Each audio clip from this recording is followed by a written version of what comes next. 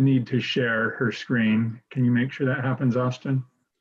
Yeah, definitely. I'll get that activated right now. Okay, thank you.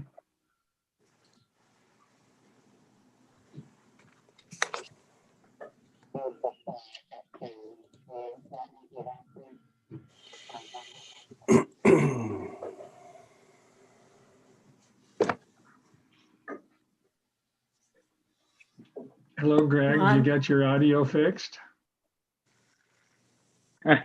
I think so.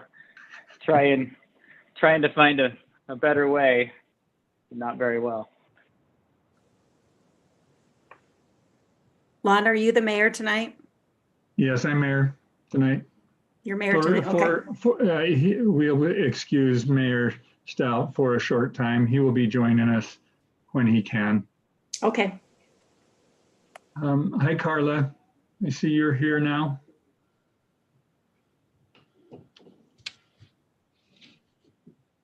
And Shane, am I to assume then that Jason will not be joining us tonight?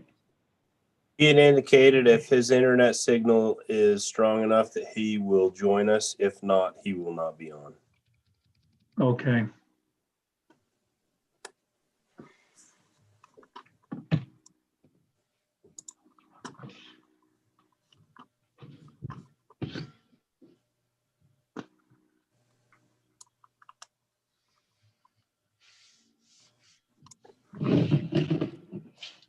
Shane, Yes. does he have to read that? Does he have to read that statement again? No, it's good for 30 days. Okay. My understanding is no.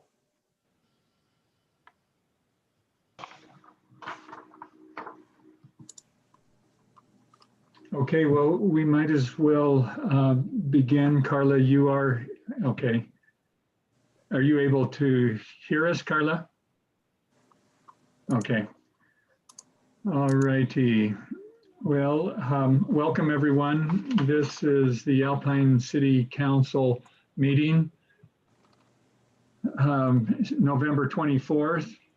This is a electronic public meeting as per Mayor Stout's directive last week or last meeting.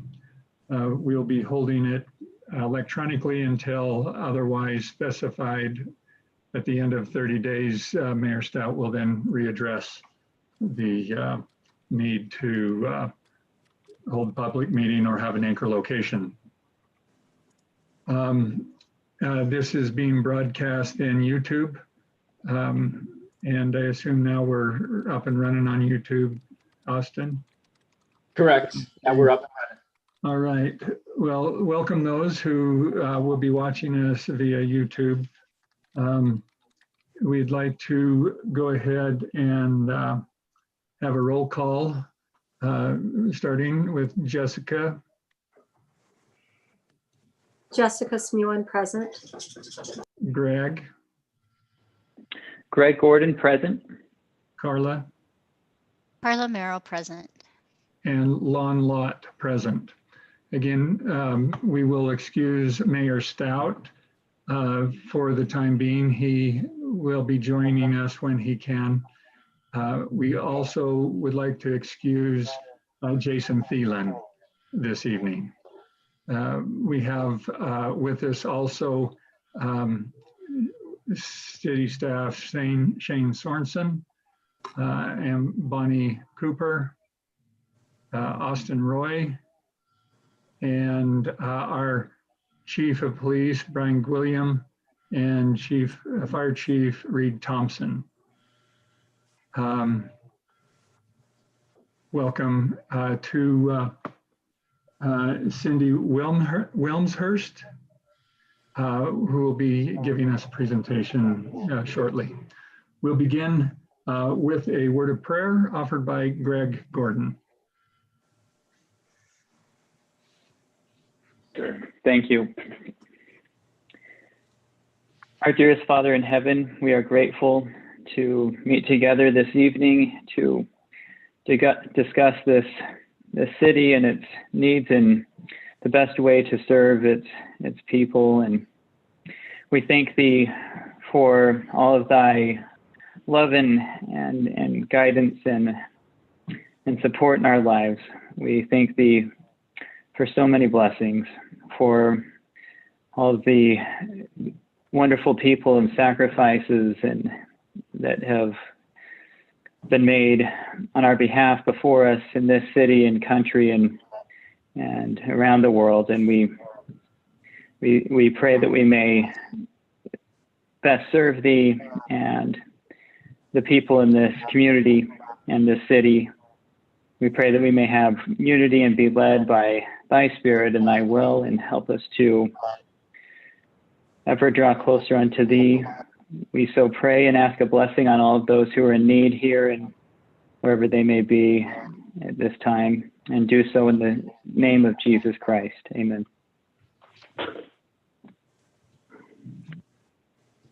Thank you, Greg, for that. I've asked Austin to present the flag. I will be leading the Pledge of Allegiance. You can mute so we don't get too much chaos, but if you'd like to join me in the Pledge of Allegiance, I'll do so now.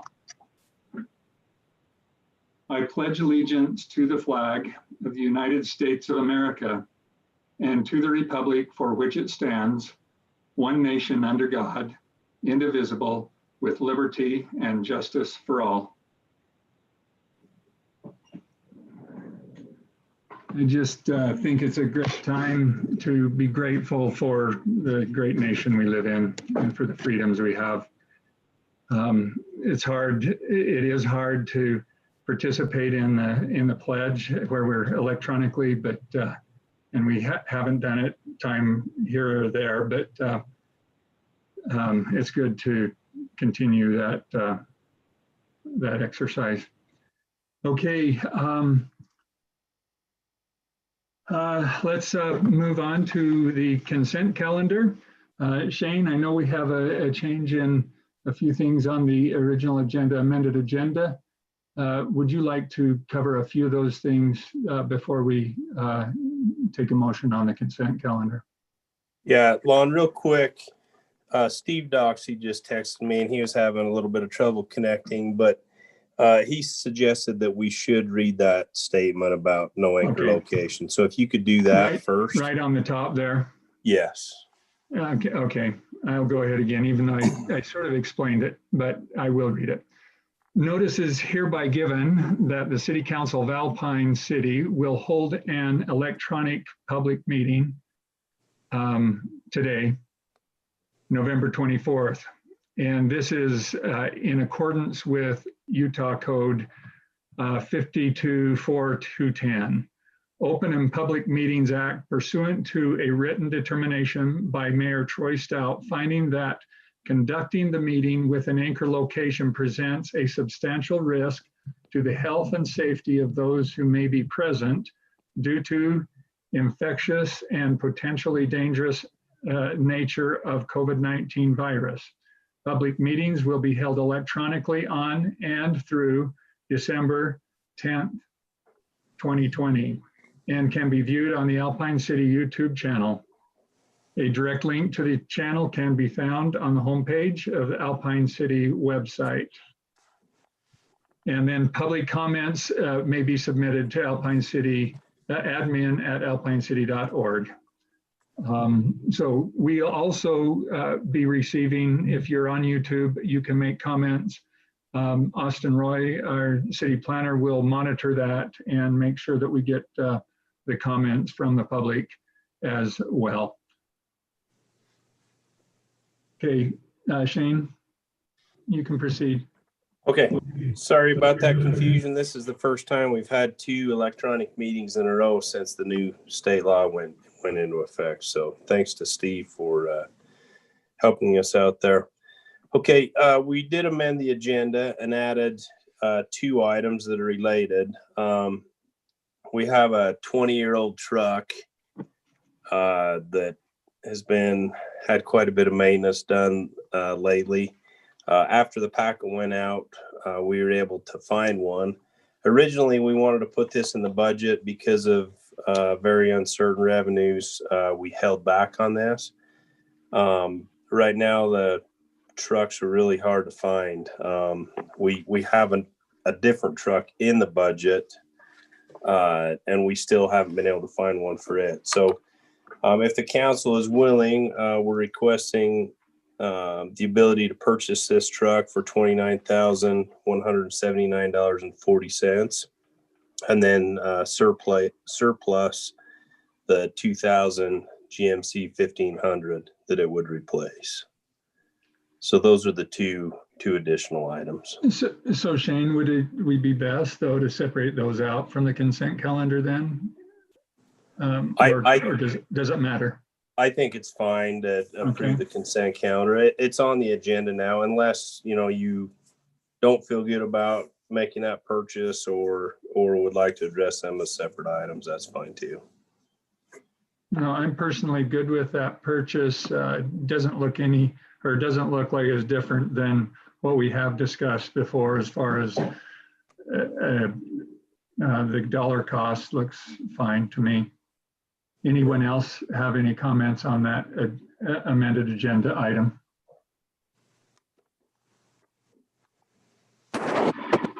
Okay, if there's no other comments on that, I would entertain a motion for the consent calendar.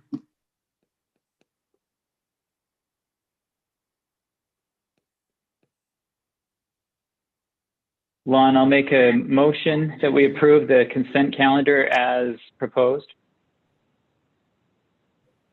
Okay, we have a motion by Greg Gordon I'll second. and a second by Jessica Smewen. Any discussion on the motion? Okay, we'll take a vote. All in favor, say aye. Aye. Aye. Aye. Aye. Okay, that passes. Okay, Austin, this is a moment for public comment. Do we have any emails that have come in or public comment that needs to take place now?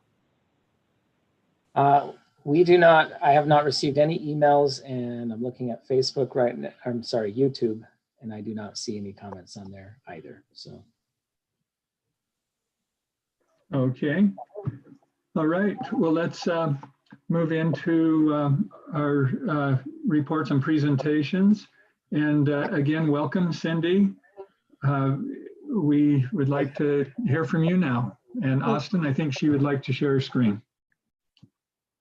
Okay, yeah, that should be activated, Cindy. Okay, great. Thank you so much, Austin, and thank you, Lon, and thank you, Bonnie, for helping me to get set up. It's a pleasure joining you at your Alpine City Council meeting, and I want to thank you for having me. So I want to share with you a little bit about this project that the government's doing, and hope you guys will be able to see this okay. We do see it right now. Oh, good. Okay. There. Okay. All right. So what this project is called, it's called the Utah Strong Recovery Project. And it's actually happening in every county in the state. I'm in the Utah County team, as well as the Wasatch County team. This is actually happening across the country in all 50 states. This project or programs, they're funded by FEMA, and it's facilitated by the Substance Abuse and Mental Health Services Administration out of Virginia. And it's operated on the state level with the FEMA money, and it's housed at the Department of Human Services at the Utah State Division of Substance Abuse and Mental Health in Salt Lake City. The purpose of this FEMA program around the country and here in Utah is to assist people in finding ways to cope with the stressors of COVID-19 in the present, and to help prevent persistent mental health problems down the road. Research has shown that while most people are fairly resilient, there's always about 20% or so of people that feel a bigger impact with a disaster pandemic kind of experience. And so the federal government is really interested in and reaching anyone really, but especially these people. I'm going to share. We were just on KUTV News a couple weeks ago, and I'm going to go ahead and play this video for you. Asking for help to survive COVID stress and anxiety. It's a program that just started in June to tackle the ever-growing demand for regular people trying to get through the pandemic. Jim Spiewak found anyone in the state can access the information. Jim? Yeah, Mark. So there are counselors that can help people in every single county in the entire state of Utah. And here's how it works. People can reach out to this program. They can email, they can call on their phone, and if they want to, they can even text. In this story, you're not going to hear from the people who have reached out for help with their COVID-related anxiety or stress. That's because the program set up to help is entirely anonymous. It's actually good that you don't need a name because we are free and a confidential program, so I don't have the person's name. Rebecca Minnick runs the Utah Strong Recovery Project. What is 50 counselors all over the state now started up the third week of June, and they've already served 68,000 people. We are available to talk with folks that are struggling right now. Like the person who just recovered from COVID that reached out to Rebecca to talk to her right before she got to our interview. And is really struggling right now because his friends, family, and coworkers don't want to be around him. They're afraid that he's still contagious and they're going to be sick. Rebecca says the anonymity is what propels people to reach out. And nobody's broken here. I mean, we were all struggling with this very uncommon situation. Rebecca says many times the people stressed out calling in for help are the same people who post perfectly happy pictures on social media. I'm going to think there's really something wrong with me, not realizing that if I were to ask them how are they really doing, they're probably having that same anxiety and stress that you are. Even with all of the demand, Rebecca says the program has enough people on staff right now. And it's not just people reaching out to these counselors directly for help. These counselors will go to schools, elementary schools, middle schools. They're at the Maverick Center talking to folks, and they speak in front of groups of people to try to give them tips on how to deal with a lot of this anxiety and stress. If you or someone you know wants to reach out, again, totally anonymously, we've put all the resources and the phone numbers that you can call, email, or text over on our website, KUTV.com. We're live downtown tonight, Jim Spiewak. Okay. I hope you could all hear that okay. So as you know, It was good. oh, good, thank you. I want you to know that as we know, COVID-19 is a new experience in our century. It's a little different than a natural disaster that's usually localized to a specific area. The virus is everywhere, it's worldwide. Usually natural disasters are time limited. We have a very uncertain time frame. Most people know how to escape the effects of a natural disaster. We can't escape it. We have the physical distancing, the mask mandate, the eye protection, hand washing, but it's all around us. And then the source of disaster is usually recognizable. Of course, this is invisible. We cannot detect it with our 5 senses, at least for 40% plus of the population who are asymptomatic. Thankfully, the virus is on its way. It'll be here next month. I mean, the vaccine is on its way. It'll be here next month. We're really grateful for that. And it'll start rolling out, of course, with our healthcare workers first, which I'm sure you're all familiar with. So you want to maybe look at this for a moment and think, where are we as a community? Where is Alpine as a community? There's a phases of disaster. We have the pre-disaster phase, the heroic, the honeymoon, everything seems to be going well. Everybody's, on board, working hard. And then after a while, as things go on, it can be a little disillusioning. And then after a while, then we start with the reconstruction. And I'm guessing that some people might be in the disillusionment phase, but hopefully we'll start in the reconstruction phase as soon as this vaccine is rolled out around the country and in Utah. So as I just share the last few slides with you, I'd like you to think, how can we best help your community? As we do outreach, we really have to rely on partners, our partners like you. That's one of the reasons I'm reaching out to you as a city council tonight. Well, I've been doing this with almost every city in the Utah and Wasatch counties. So COVID's impact is the mental health statistics from the Centers of Disease Control and Harvard Medical School. Clear back in June, which wasn't really that long ago, adults reported considerable elevated mental health conditions associated with COVID-19. You can see there from the graph that 31% were reporting anxiety and depression symptoms, 26% stress and trauma. It's affecting those who have substance abuse issues, 13%, and it's people that are having suicidal ideation. It's also gone up. The Kaiser Family Foundation did a poll in California in late March, and they asked American adults whether pandemic-related worries were harming their health. 45% said they were, and then by the end of July, that figure had gone to 53%. And my guess is it's still climbing a little bit. So young adults, racial minorities, essential workers, and unpaid adult caregivers, they are experiencing this pandemic disproportionately worse. Mental health outcomes, they have increased substance use and suicidal ideation. Thankfully, Utah's suicide rate, as reported by the Utah Department of Health, has not increased. We're really fortunate. However, 25.5% of young adults, 18 to 25, reported they had considered suicide because of this stress of this event. And calls to our state's hotline have also increased. Some other information from the CDC: despite representing 24% of Utah workers in all affected sectors, Hispanic and non-white workers accounted for 73% of workplace outbreak-associated COVID-19 cases. So it's really hitting our minority populations especially hard. As it says from the Department of Health in July, it said that even though the Latinos make up just 14.2% of our population, they are accounting for more than 40% of the total cases of COVID. And a lot of this is because they are these frontline workers, right? And some of them, of course, live in large families and they're, maybe multiple families in one place. So it's hitting them especially hard. So this Utah Strong Recovery Project, it serves all Utahns, families, individuals, community groups, homeless, nursing homes. We have people down in working with our Native American tribes who are also hit especially hard by this.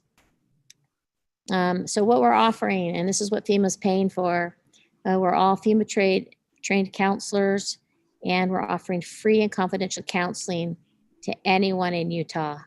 They don't have to have health insurance. They can just simply reach out to us.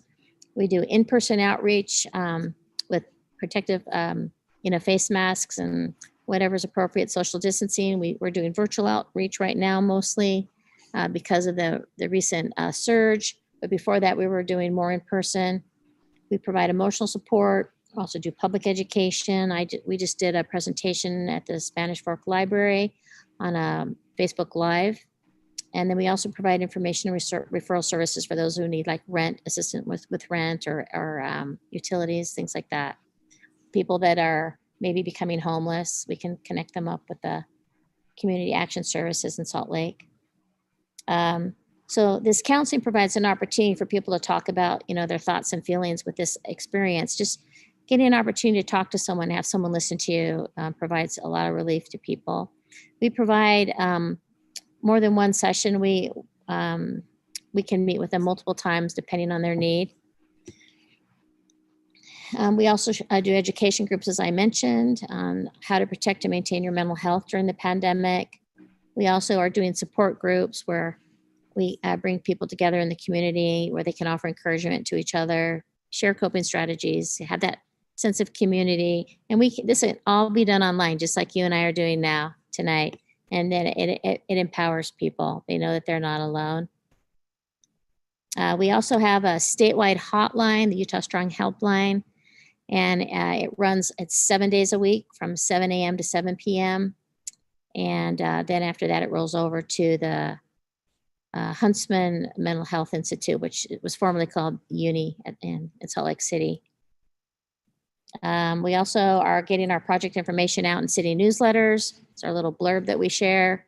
So it's going out with the utility bills. So individuals in their homes are getting information about the program. We're doing outreach this way. And then, of course, my contact information, of course, Bonnie has that as well. But I'm going to stop. I just want to, and then we also have people can text us. They can email us. And then we have some other lines, of course, at after hours lines, which I mentioned, as well as a warm line that peer supported for people that need to call more frequently and get even more support. And I just want to thank you for having me in your city council meeting today.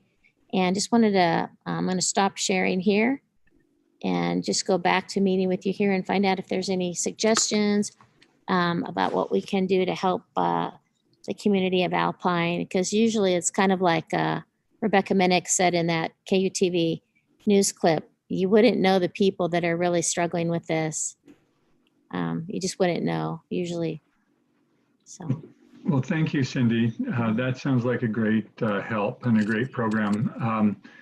I had a few different thoughts. Obviously, people need to know it's available, for one. Shane, who would she work with staff to get it, the link posted on our website, for one? And then how long do you think this program will go on, Cindy? Yeah, that's a really good question. I should have put that in there. We are funded through the end of June. Okay. Which is really great because the vaccine is going to have rolled all the way out down to the general population starting in July. Okay, so that's an important part to understand, that we do need to start doing something now. So Shane, what? Yeah, we'll coordinate that with Bonnie and Carolyn. I think all that's in motion already. I believe there will be some space dedicated to this in the news line that's coming out the first of the month. So thank you. Okay, yeah, I know we will have each individual on the council here has connections to different parts of the community that we will have this information available for them as well. So, okay. Any other thoughts from their council on how we can help with this process?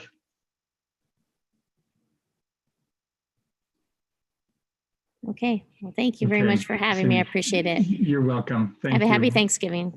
You too. Thank you. Thank you. Okay.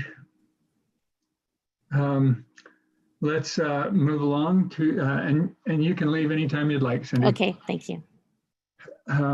Let's move along with the action and discussion items. We'll begin with Coroam Court Subdivision Concept Review. I do see that this does have an action item for us, even though it's just a concept review. There is something on that. Austin, I assume you're going to take and direct us on this one? Yes, I'll go ahead and take that. Thank you, Lon. All right, so yes, this is the Coroam Court subdivision.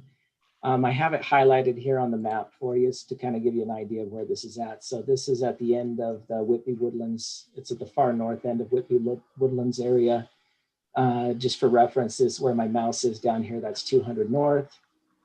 Main Street is over here. And so this is up in the far north end of Whitby Woodlands subdivision. So what they're proposing to do here is a 3-lot subdivision. And I'll go ahead and pull that up as this is the concept plan that they have outlined here. And so the property is located in the CR 20,000 zone. However, these properties are range in size from 1.57 acres to 4.3 acres. So they're all relatively, very large lots, especially for the zone that they're in. The overall project area is 8.4 acres. And the reason, so typically concept is approved at the planning commission level.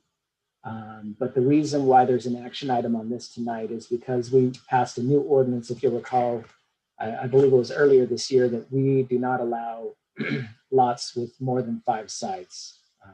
And the idea was to prevent flag lots and also to protect the hillsides in Alpine. And so this property, if you look at this lot here where my mouse is, lot 78 and also lot 77, they clearly have more than 5 sides.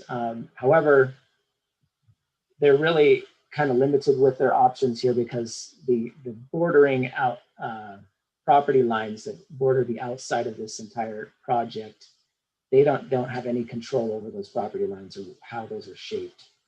And so they're kind of stuck with the area that they're given. So if you just looked at the interior lot lines, you can see that they just have clean lot lines. There's just one lot line here and then one, a lot line that bends right here. So with two lot, and so honestly, this is kind of the reason why we set it up so that we could grant exceptions for situations similar to this, or sometimes on other properties you might see where they have the property line that goes along the stream. So right here, this is the dry creek that goes through this property, and we do have properties that have their property line right that goes along, that follows the route of the creek, and so that's the reason why we have the exception. And so staff is recommending that this exception be granted, that they be able to have more than 5 sides to these lots.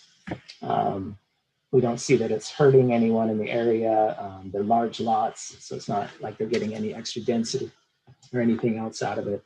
So it seems like a reasonable request for them to have that.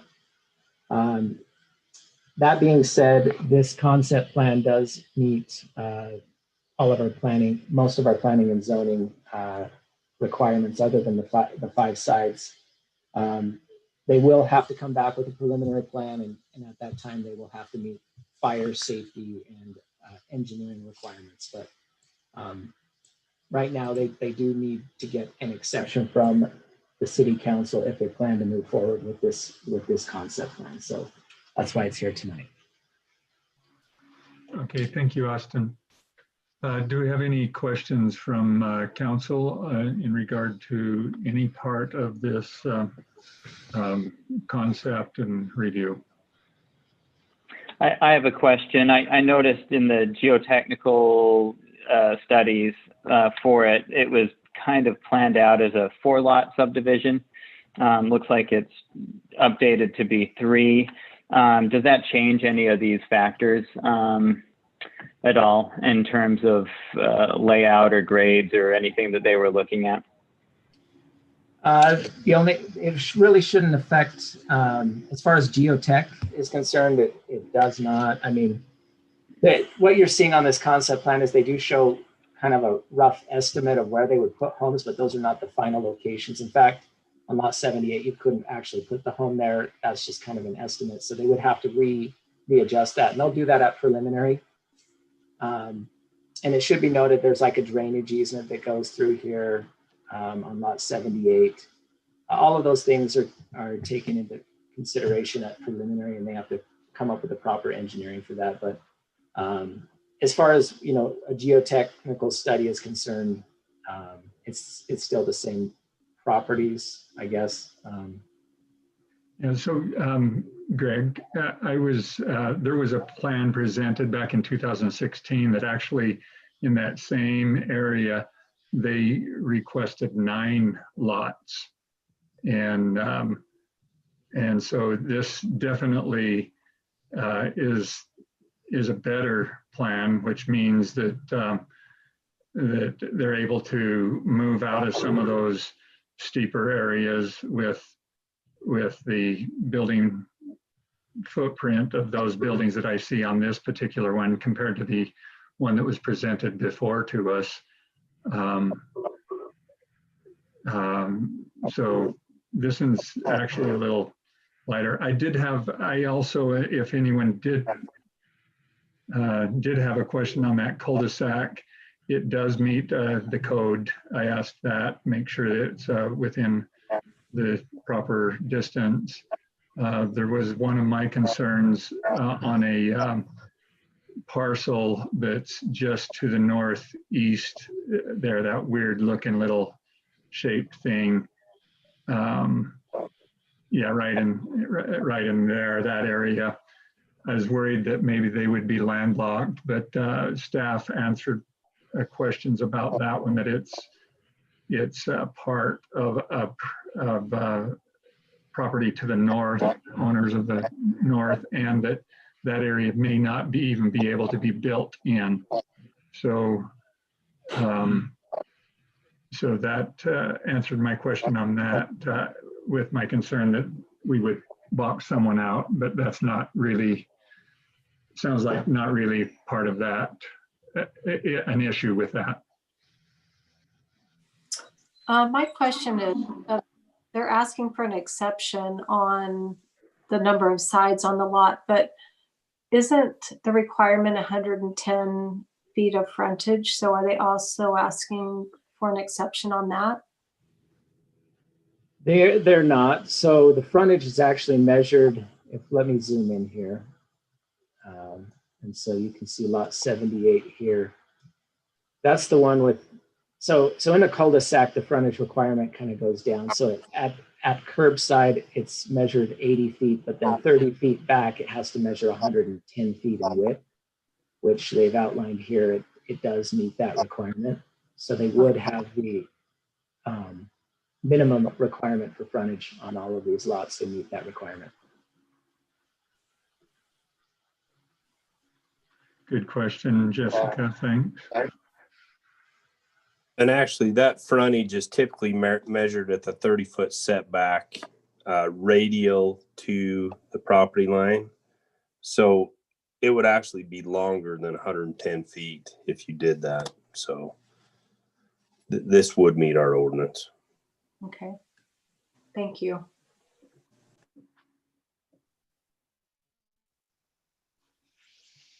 Okay, any other questions? Carla, do you have any questions? No, I did at first, but it seems like the two maps that I'm looking at doesn't seem like they're congruent as far as the relief. In the one map that you guys are showing now, it seems like the slope is much greater than what I'm seeing on the Google Maps. So no, I'm good. This map we're showing is topographically correct, I'm assuming, Jane, right? Find the mute button. Yes.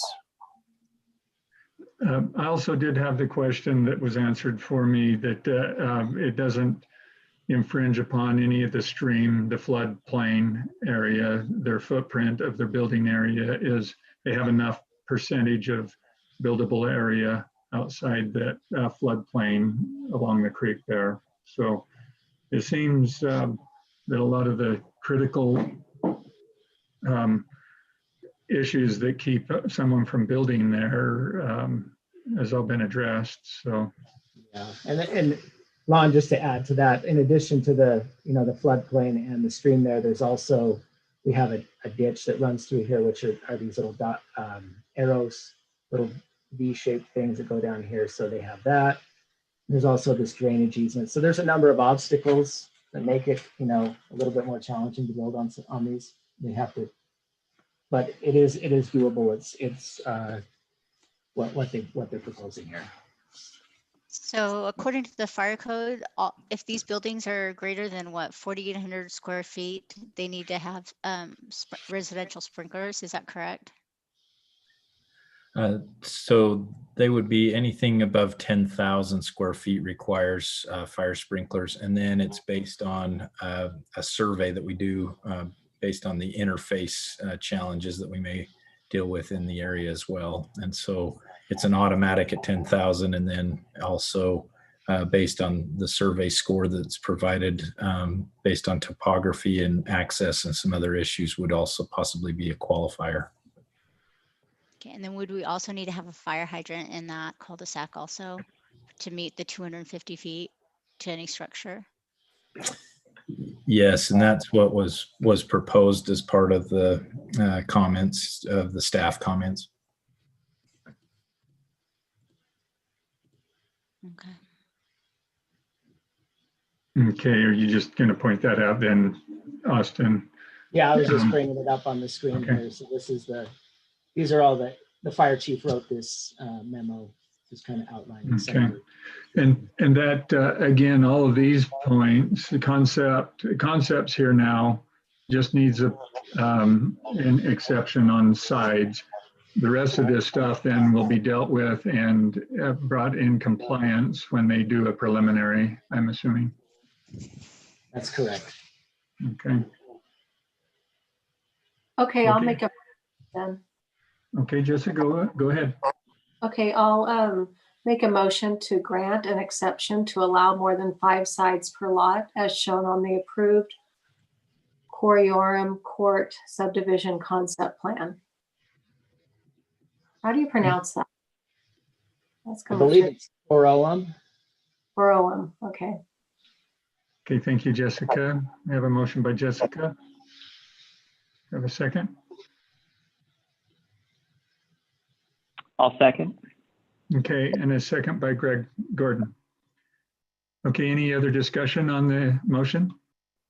Yeah, so I was wondering if you wanted to include any of the preliminary submittal that, when with that they submit, put a contingency on it. They submit plans for a pipe ditch system, show corresponding 20-foot wide easement on the plat for the alignment of the said pipe, address red lines in the concept plat and plans, update the geotechnical report to provide on-site CBR value, provide details on the drainage easement through lot 78, and also address issues with buildable area requirements prior to preliminary and final.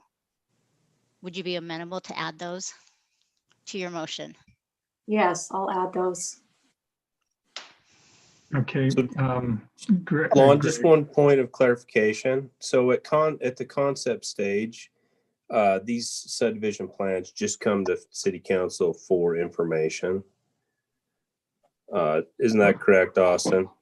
Yes, that's so correct. This is a weird situation though, because we do need the exception for the 5 sites. But, Right. Right. And that is true. That would need a vote. The other part typically would not be an action item for the city council. Yeah. So the planning But it commission. doesn't hurt to put those on there if you really want to. Let's go ahead, put them on. If Jessica's good with that, Greg, are you good with amending that motion? That's fine. Okay. Maybe a question of procedure on that then. Does that tie the hands of the planning commission to do their job on figuring out anything that is related to those items that we now commit them to do? Really, all those things are requirements in our ordinance. Okay. And so the planning commission had those subject to items as a condition of their recommendation for approval of concept. Okay. And so then it would go on to preliminary. They'd address those things. Same thing. It would come back to city council for information. Okay. And then at final, the city council actually votes. Okay. So are you saying, Shane, those items would be captured as it moves through the approval process? Yes, they would be expected to address those items really prior to submitting for preliminary. Okay. So it's a little redundant, but yeah, but doesn't hurt. Exactly. Okay.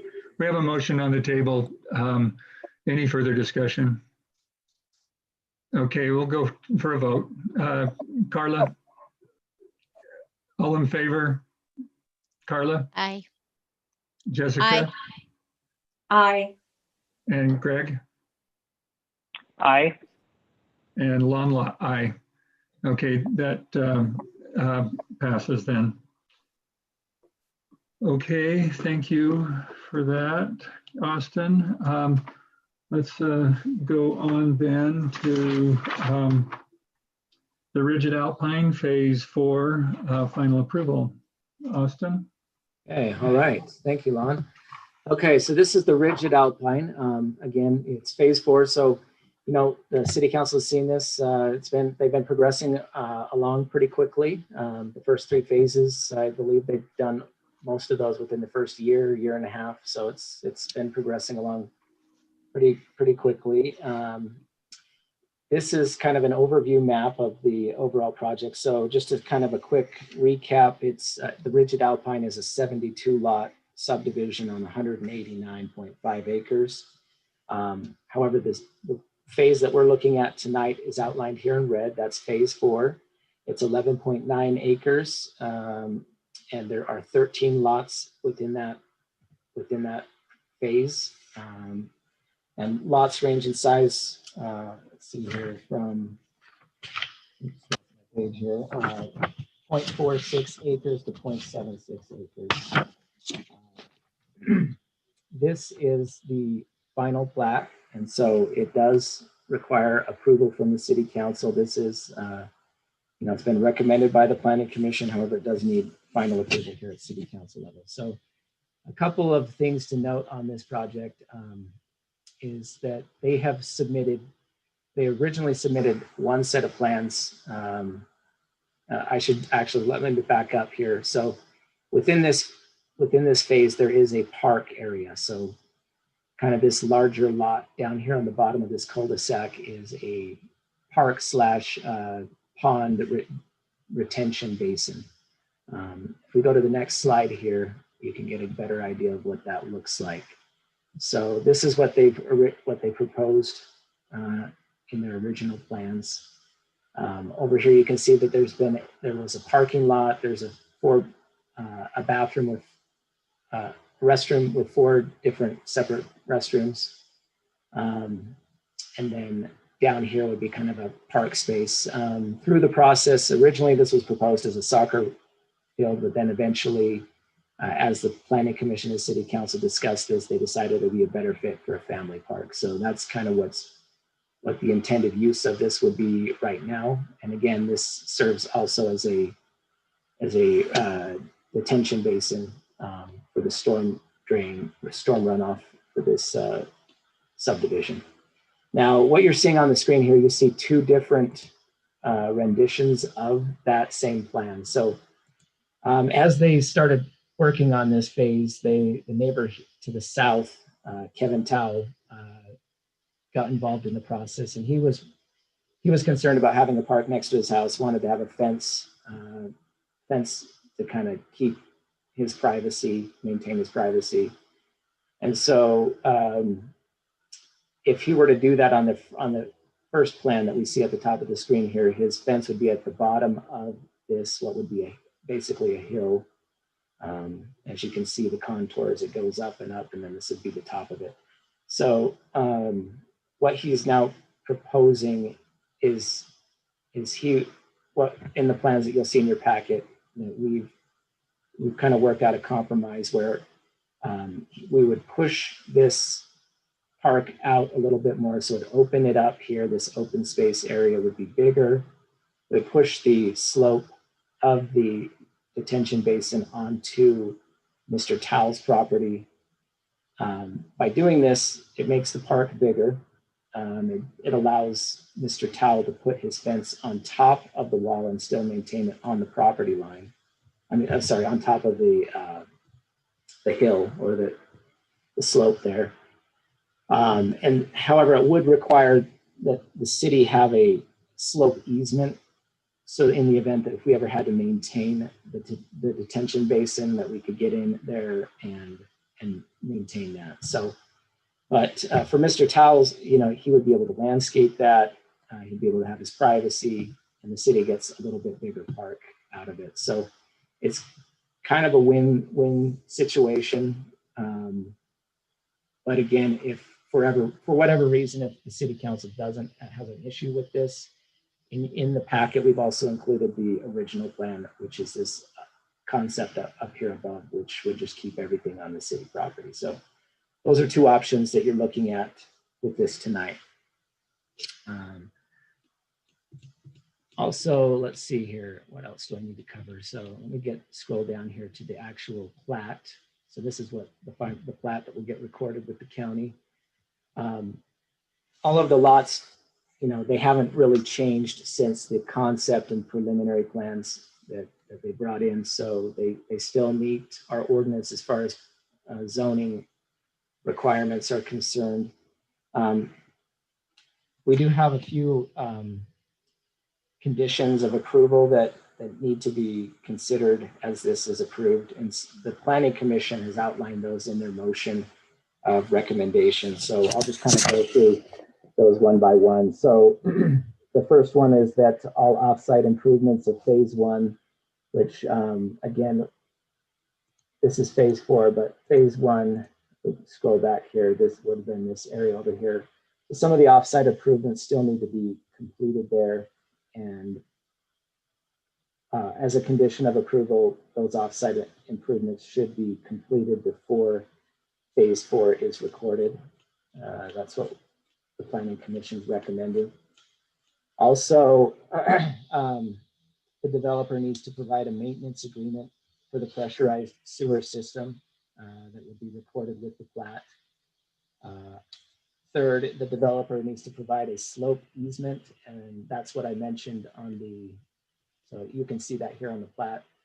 Let me just highlight that. So right here, this would be that slope of the detention basin, and they would be required to provide that easement to the city so that we can maintain the pond bank. Next condition of approval that you need to consider is that there are some existing buildings on this property, and those would have to be removed prior to recording the plat, or they would have to provide a bond for the removal of those buildings. Fifth, the developer needs to address red lines on the plat and plans, and those include showing curb and gutter and an asphalt patch on the Grove Drive area on lots 53 and 54. So these two lots here on the end here, they do need to make sure that we need to make sure that these improvements go in on the Grove Drive side here. So sidewalk, curb and gutter, and asphalt patches. That's something that also needs to be part of this motion. 6, that the developer provide funds for future improvement of not built at this time. So for future, provide funds for future improvements that are not built at the time of the development. So there might be some other improvements that will not be built at this, with this phase, and those funds need to be provided for future development. And then the last items that we have here is they have to submit a cost estimate. These are all typical things that we require of all subdivisions. They need to meet the water policy. And then there was a specific thing. So this is all open space. They did submit a landscaping plan with that. And they had some issues with some of the trees that they selected there. They don't meet our tree guide. And so they need to make sure that that landscaping plan is updated so that it meets our city tree guide. And overall, that's pretty much everything that's covered here. Again, if you look in your packet, you'll have 2 different motions here. So the first sample motion is with the pond, and the second one is without the pond bank being moved. So depending on how the city council decides to go with that, the planning commission recommended the option with the pond being moved and providing a bigger park and, you know, helping out Mr. Tao. Okay, thank you, Austin. For the record, it looks like Jason Thielen has joined us. Jason, can you hear us? I can hear you. Thanks, Lon. Okay, welcome. Hopefully you're not losing too much time having fun with your family. No, thanks. So Jason's with us. Bonnie, make sure that's recorded in the minutes. Also, I do recognize, I see Paul Croft, who would be representing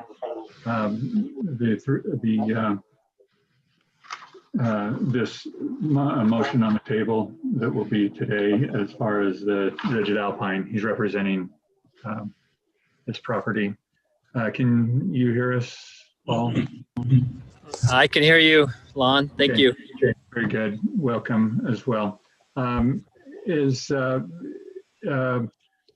any questions then for Paul from council on what has been presented here?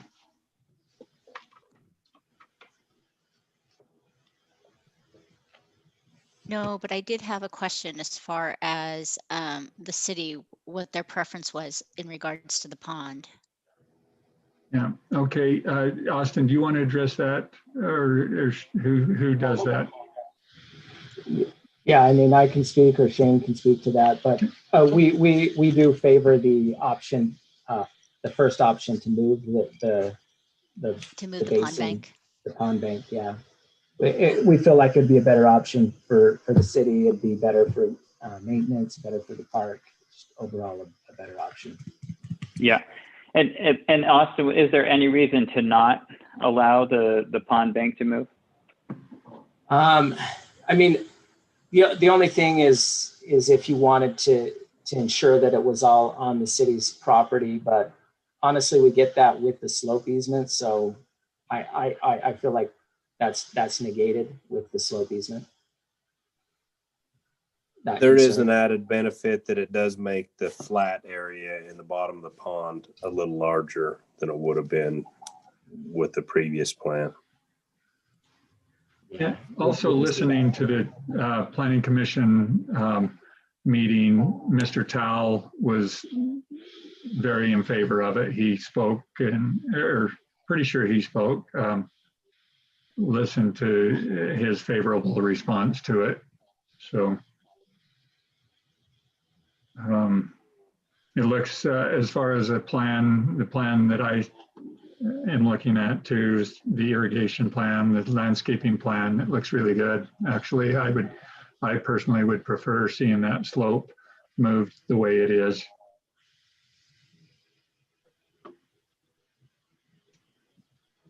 Okay, other questions?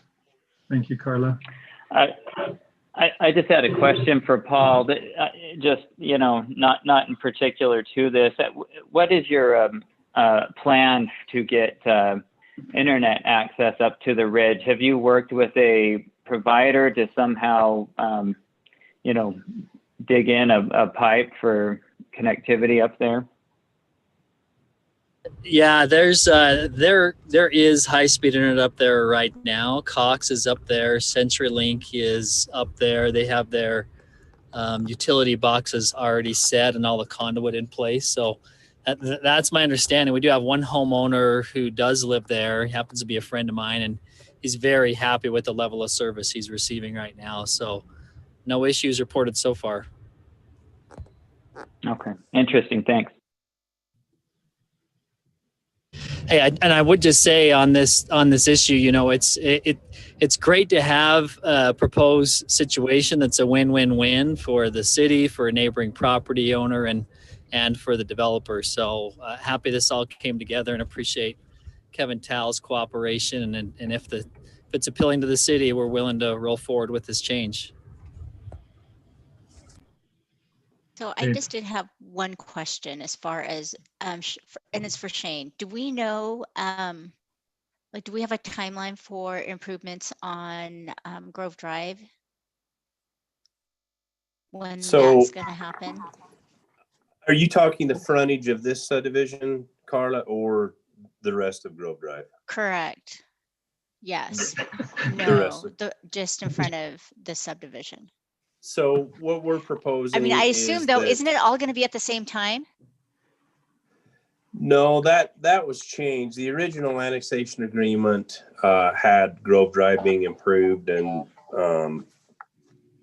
that was later changed. And so their responsibility was for the frontage of this subdivision, and I think one more property.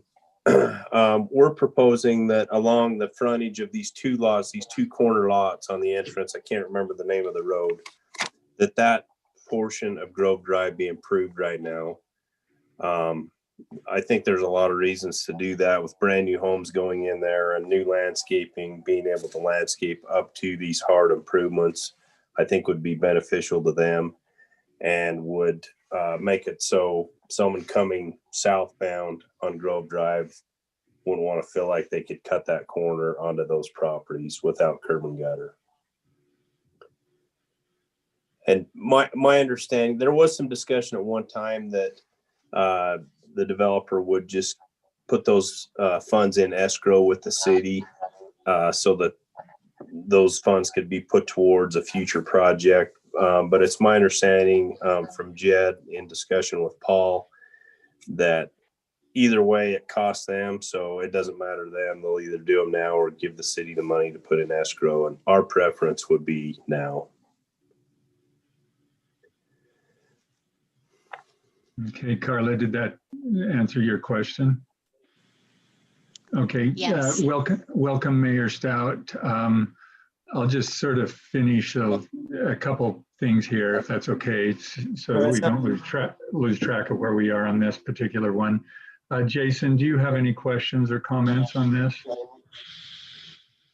Just a clarification on item 1 of their motion, that phase 1 cannot be recorded until all offset improvements of phase 1 are completed unless otherwise approved by city council.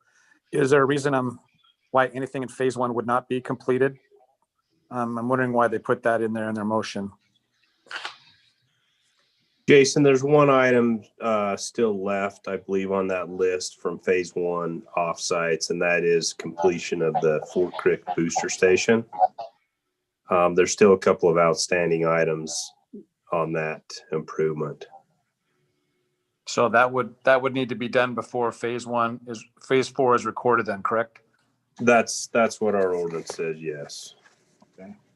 And the follow-up question is, I mean, I'm assuming everything is done with the trail system behind there and that's completed? My understanding is yes, but I believe that's what Jed told me. I think Will might be on. Yeah, Will's on. I'm on. Yeah, and they finished up there and it's complete now. So we're ready to go. Great. Those are my 2 questions. Thanks. Okay, Jason, thank you. Jessica, do you have any questions? Okay. Greg, we covered yours. Is that right? Yeah. Okay. Thanks. Okay.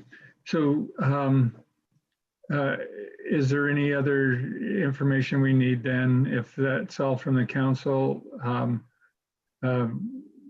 we could move forward with a motion if you'd like.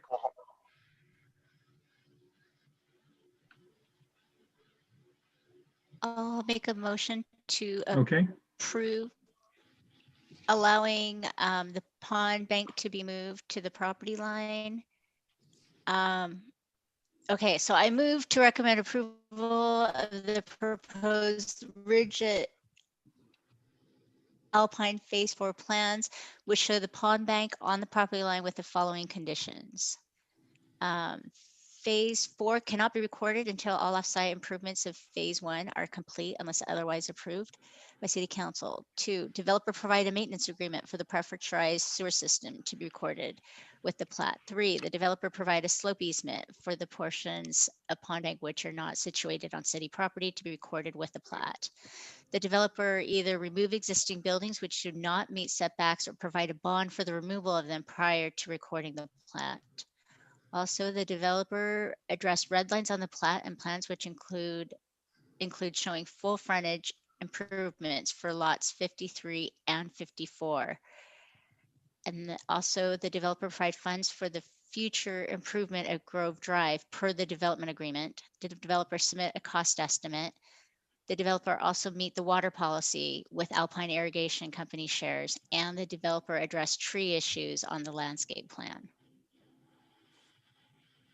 Okay, Carla, thank you for the motion. Do I have a second?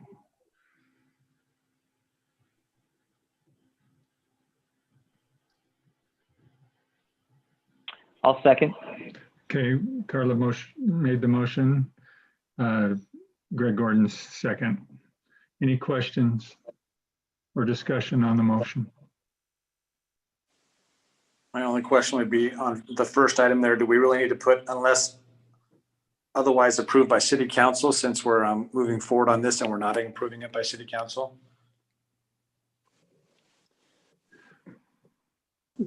That's really up to you. We don't have any other requests, so yeah. Did Carlos include that language unless approved by city council? Say that again, Mayor. I didn't hear that. I just asked, I didn't hear, did Carla's language for the motion include the words unless approved by city council? Yes, it did. I would think we still want that it cannot be recorded unless offsite improvements on phase 1 Right. are completed. I agree. Yeah. What was that, Carla? So yeah, I mean, the first part of that, so you could strike unless approved by city council. And you're right, we are city council, so we don't have to, it's just redundant. To say that. So right. you can just strike the last part unless approved, but the first part, definitely. Okay. Okay, Greg, you good with striking that? Okay. Agreed. Yes. Okay. Are you good with that, Jason, then? Yeah, that's great. Thanks. Okay. All right. Let's go to a vote then. All in favor. We'll start with Greg Gordon. Greg Gordon, yes. Jason Thielen. Jason Thielen, yes. Jessica Smeon. Jessica Smewen, yes. Carla. Carla Merrill, yes. And Lon Lot, yes. Okay. Give us a pretty part, Paul. All right, we'll do our best. Thank you. Okay. Thank you. Okay, Mayor, you want to just take over? Thank you, Lon. I appreciate you filling in while I was away. Appreciate that and apologize for my late arrival. I just had to attend to something else tonight. Okay, so Austin, would you like to introduce the Old Moyle Mound PRD? Yes, thank you, Mayor. So I'll go ahead and just show you here. So on our screen, we have, this is the existing Old Moyle Mound recorded preliminary, I should say approved preliminary plan. So it's a 10 lot subdivision. It was done as a PRD. So you can see that there was some open space dedicated here. That's along this western part of the property. It extends from the far south all the way up here to the north. It was dedicated as private open space, so it's not open to the public. However, it's a nice amenity for these residents that live here in this subdivision. They do have an existing tennis court here, and they have some nice paths that go through here, that walking paths. And it little gated access on the top and the bottom of the cul-de-sac. So what's being proposed here, this development was done by Lon Mield, and he lives on lot 9 here. He did have an existing barn that you're seeing in that kind of where that blue box is, where my mouse is. And so when he first created this subdivision, he decided to, not to sell these lots, and he just continued. Yeah, he put his home here on lot 9, sold the rest of these lots. Over time, I guess, so he's wanting to reevaluate how this is done. And so what he's proposing, and let me just go to another screen here, is to do away with one of the lots. Let's see, I'll zoom in on this. And so it'd become 9 lots instead of 10 lots. In so doing, the requirement for the amount of open space that would need to be dedicated would be less. And so he would propose that he would reduce.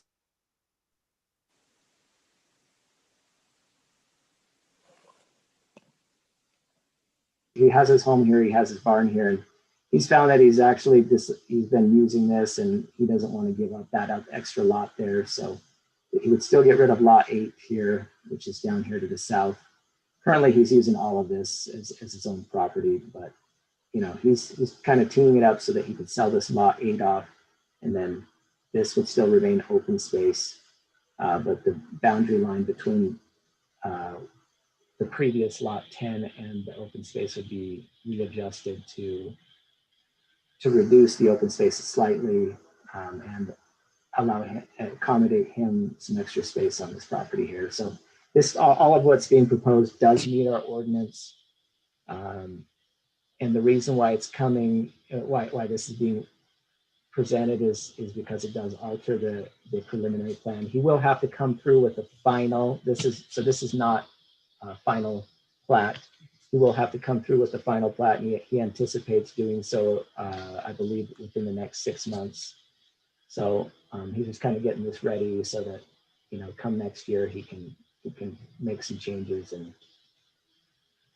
anyways, it does him some good, and it still meets our ordinance.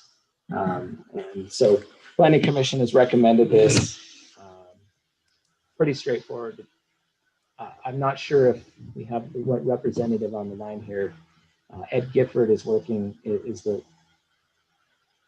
surveyor who's drawn this up, and let me see if he's on the call. I don't know, but he could answer. He was invited to answer questions, but if not, it's pretty straightforward and it meets our ordinance.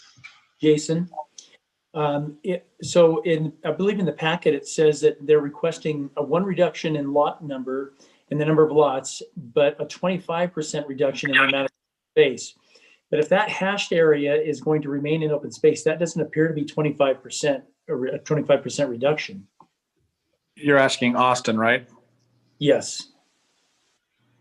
Did Okay, I say? Yeah. I think you said Jason. So. Oh, sorry about that.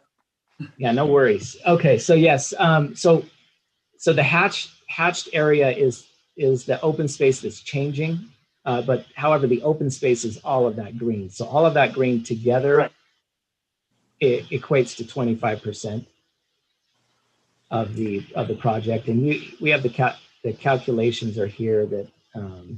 Okay. I must have misread it. I thought they were asking for a 25% reduction in open space. No, so right now they exceed the minimum requirement so a PRD requires a minimum of 25% open space. And right now they exceed that. I'm not sure what the exact percentage is, but it's excessive of 25%. And so this would bring that amount of open space down to the minimum of 25%. Okay. If that makes sense. Thank you. Is that all, Austin? Yeah, that's everything. Yep. Okay, well, let's start the discussion. Jessica, is there anything that you'd like to discuss on this topic? Nope, it's pretty straightforward. Okay, great. Carla, do you have anything? I do not. Okay. Lon? Oh, looks good to me. Greg? Yeah, I have a question. The public open space is that land within the cul-de-sac, correct? Correct. Yeah. And so does the city maintain that? Is that, the mowing and weeding and so on? And is that, who maintains that is what I was wondering. I can answer that. So it's actually in the city right of way, but the homeowners association there maintains that. They landscape it at their expense, and they maintain it. Okay, and so I mean, how do we treat that? Do we treat it more as a city right of way, or is it? Or do we consider it public open space accessible to the public? Because it sort of seems like private open space with the the flagpole and so on. Yeah. I'm trying to remember if there was a written agreement on that. I'll have to follow up on that to make sure, but this discussion did take place through the approval process, and by some means the HOA was given the permission to landscape that and maintain it, but it is recorded as public open space, so it would be accessible to the public. Thanks. That little circle there, that's actually the historic Old Moyle Mound. So that's where the subdivision gets its name from.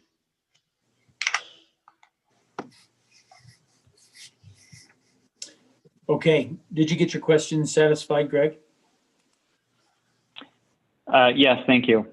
Okay. Jason, do you have anything you'd like to discuss?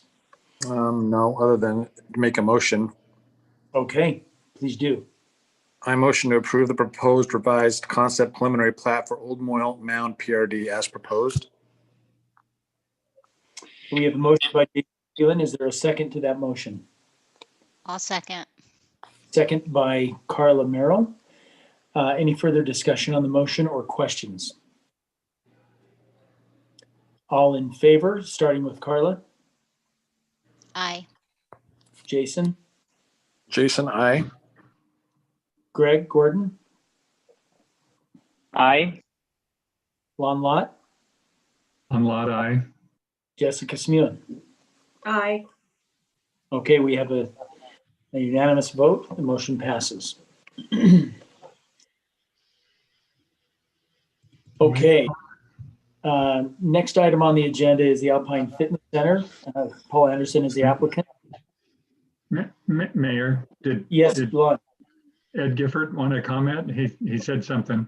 Oh, I didn't see that. Yes, I raised my hand. I represent Lon Neal. If you could look at the public open space, just similar to your curb, your planter strip in front of your house. Most planter strips are in the city right away, but the residents are responsible to maintain them. And in this, where the public open space is in the cul-de-sac, it's curb and gutter next to the residences, and the sidewalk is on the other side of the street. And so by obligation and by the approval of the previous, when the preliminaries originally platted, and if you could just consider the fact that the residents have an obligation to maintain that, similar to your own planter strip in front of your own individual properties in Alpine. And there's ordinances that the city has that regulates the maintenance of those planter strips. So I just want to add that comment on that particular point that was brought up. But thank you for reviewing this. It's pretty simple, so I appreciate your willingness to look at this for Lon, and we'll be bringing back a plat to finalize out this project. Thank you very much. Thank you, Keith.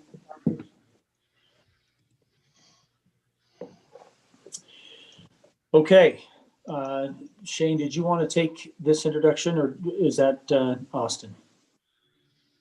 So Austin can go ahead and introduce it, and then I have a couple things to say since it went through Planning Commission, and then he can convey whatever happened there. Thanks, Austin. Okay, all right, so I'll go ahead and just cover what the Planning Commission discussed on this thing. So for everyone that's watching this online, and to familiarize everyone with this is the project that's located it's right on Main Street. This is, for reference sake, let me just zoom out here. Here's the roundabout, and so this is just north of the roundabout, just south of Mountainville Academy. Right before, there's a little bridge here.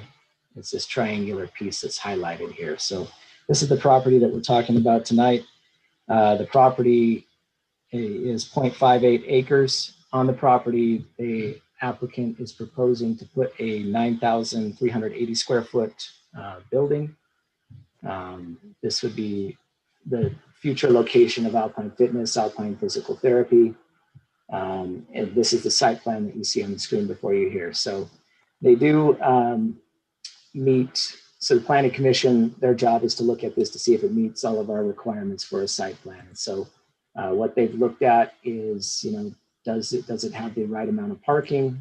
And so it does have 40 stalls shown here.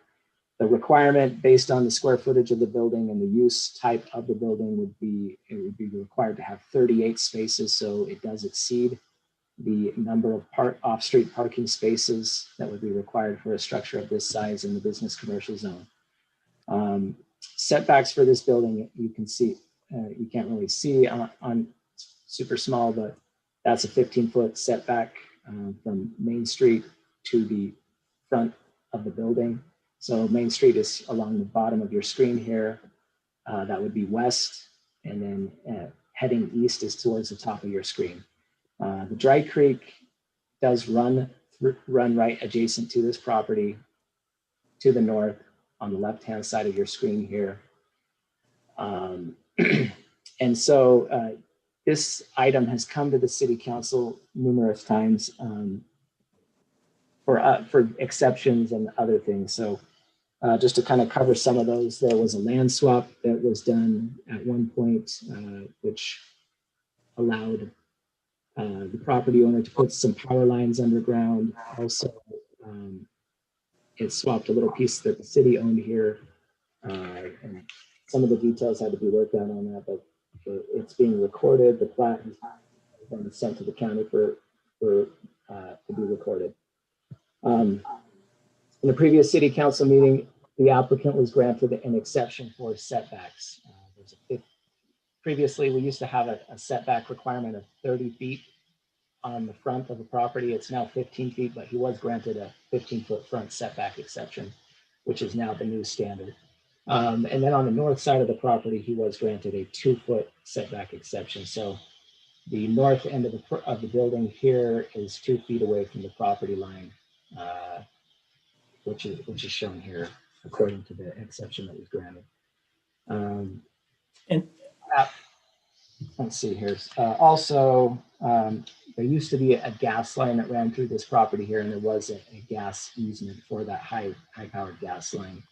The gas company actually vacated that line some years ago, and the applicant worked with the gas company to have that easement removed. He also had the line removed so that he could build on top of what used to be the easement, and so to make this plan possible. Some of the other requirements for the site plan requirements, we do require a screening requirement, which means whenever a parking lot is adjacent to a residential lot, they are required to screen that, meaning they have to have a fence or a barrier of some type. It could be a hedge or a wall or whatever, but they do have to have some type of a barrier in between the adjacent properties.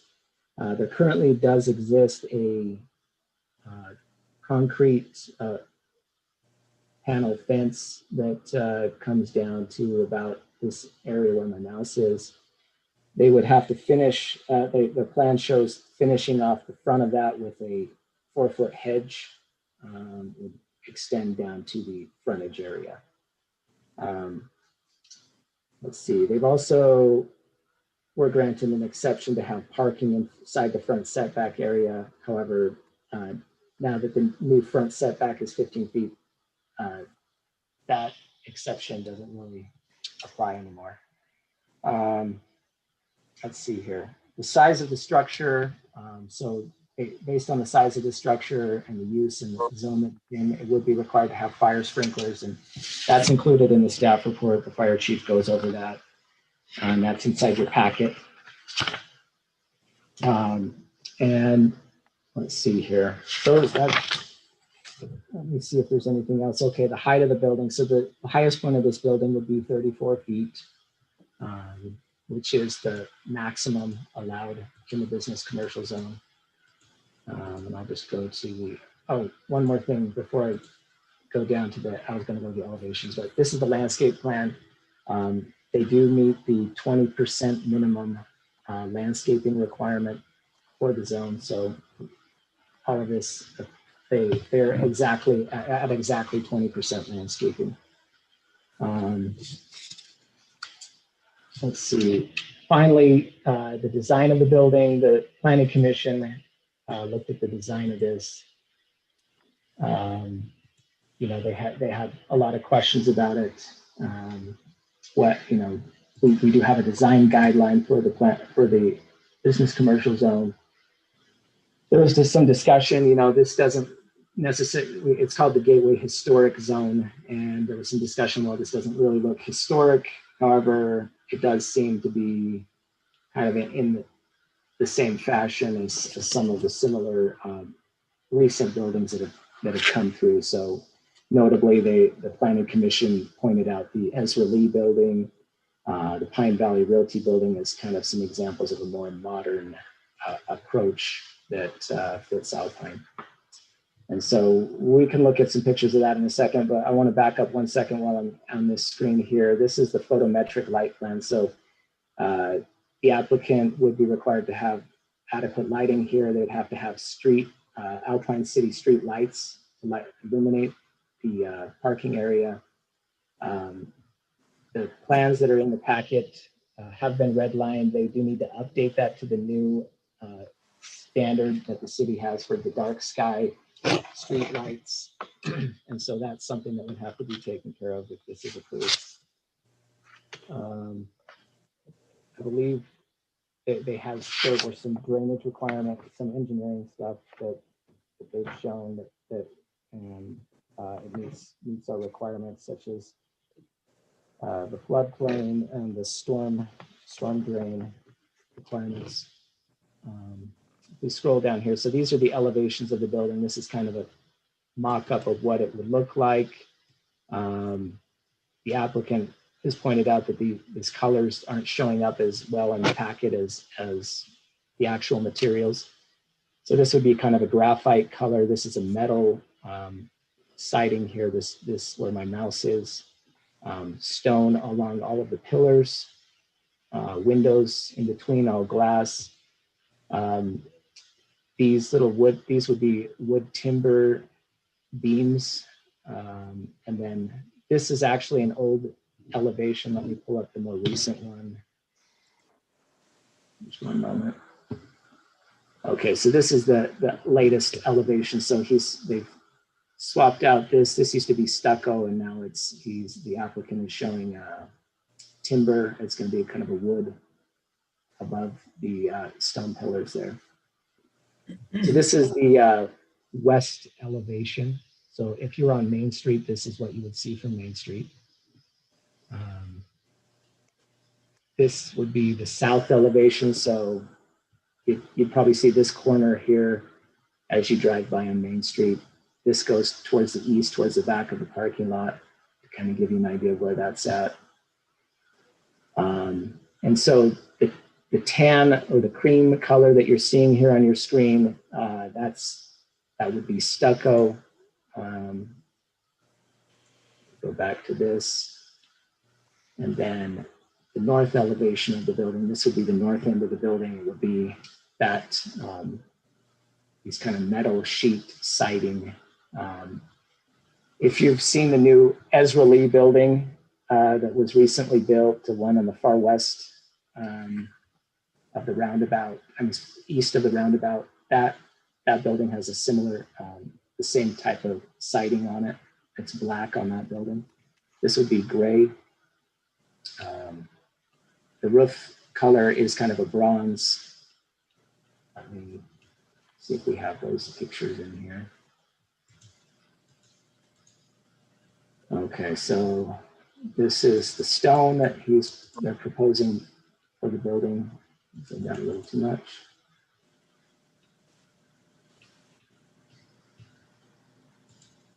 Okay, so this is the siding, that metal panel. This is the stucco color, and that's the stone.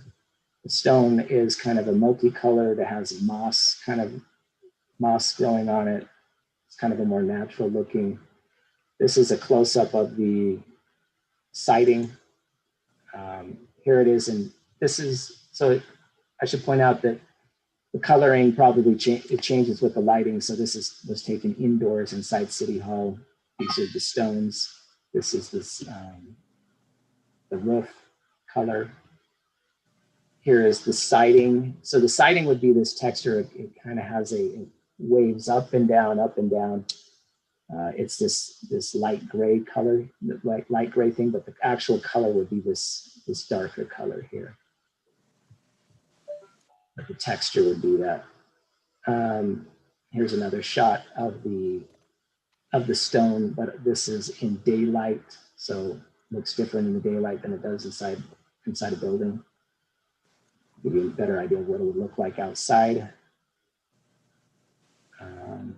Let's see if we have anything else here. Here's a close-up of the stucco that's proposed along the trim above the upper area and along some of the southern exposure of the building.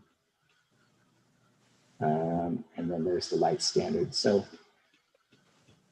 that's all I have. The Planning Commission did recommend approval of this. They felt like, even though it doesn't necessarily look historic in nature, they felt like it was close enough to kind of what some of the most recent buildings that have been done in Alpine.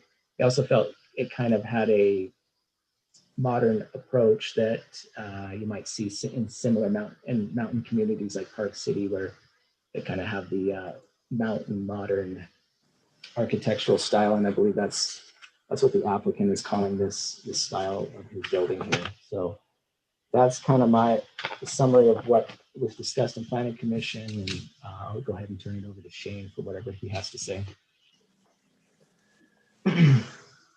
Yeah, Austin covered things really well, I think. And sorry, it's a little tougher on a virtual meeting to see these building materials firsthand, but they were here at City Hall if you had a chance to come and take a look at them.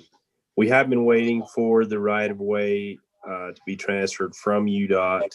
It's been about probably a 9 or 10 month process, maybe longer, and that finally is complete. So this can move forward to the city council. So that's all I have. Okay, it sounds like everything meets the standard according to the city notes. Everything looks good.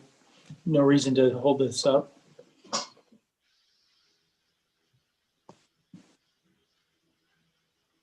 Okay, discussion points. Jason, do you have anything?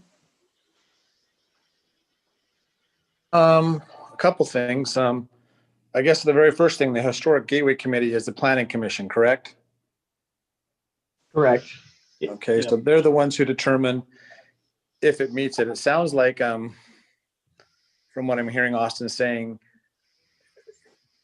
we built something before, or should I say Judy Paquel put together a large packet of what Historic Gateway stuff should be considered and used. It sounds like this is not following that, but our Historic Gateway Committee feels that with Ezra's building and the others, that modern is now fine, and we should move forward in that direction.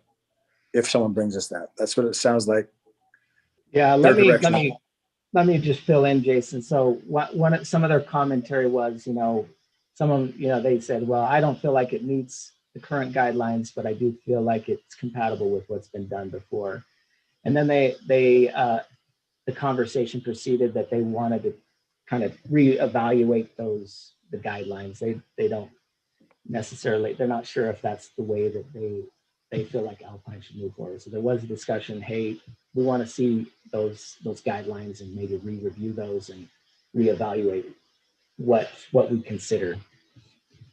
So, and by those guidelines, you're talking about the document that Judy Paquel put forward most recently. Is that correct? This would have been it was adopted in 2015, and I believe Judy Paquel was heavily involved in the creation of that document. So did they see that document? Yes. Yeah, they have a saw copy the of that. document and reviewed it. Right. Yeah. Specifically, John McKay noted that he did not want to approve the project because it did not meet the guidelines. He pointed that out specifically in the meeting. You can go back and listen to it or read the minutes. However, the rest of the committee, the Planning Commission, felt like they liked the look of it. They felt like it had lots of stone, wood, which were things that are in the guidelines. And so that's where they decided. So there was a time where we had materials brought in, and I think it was Judy that did that, to demonstrate what the materials should look like that we put into buildings. I think, to me, it looks like you can use any material you want within those guidelines, but the actual structure, the architectural structure of the building is in large part what makes it historic, or at least feel historic. And to Jason's point, we're now looking at modern and calling it historic. So I'm sorry, go ahead, Jason. You're exactly right. It's a complete different approach than we've ever done as far as looking at it. It's not to say that the Planning Commission is incorrect, that we haven't done some in the past.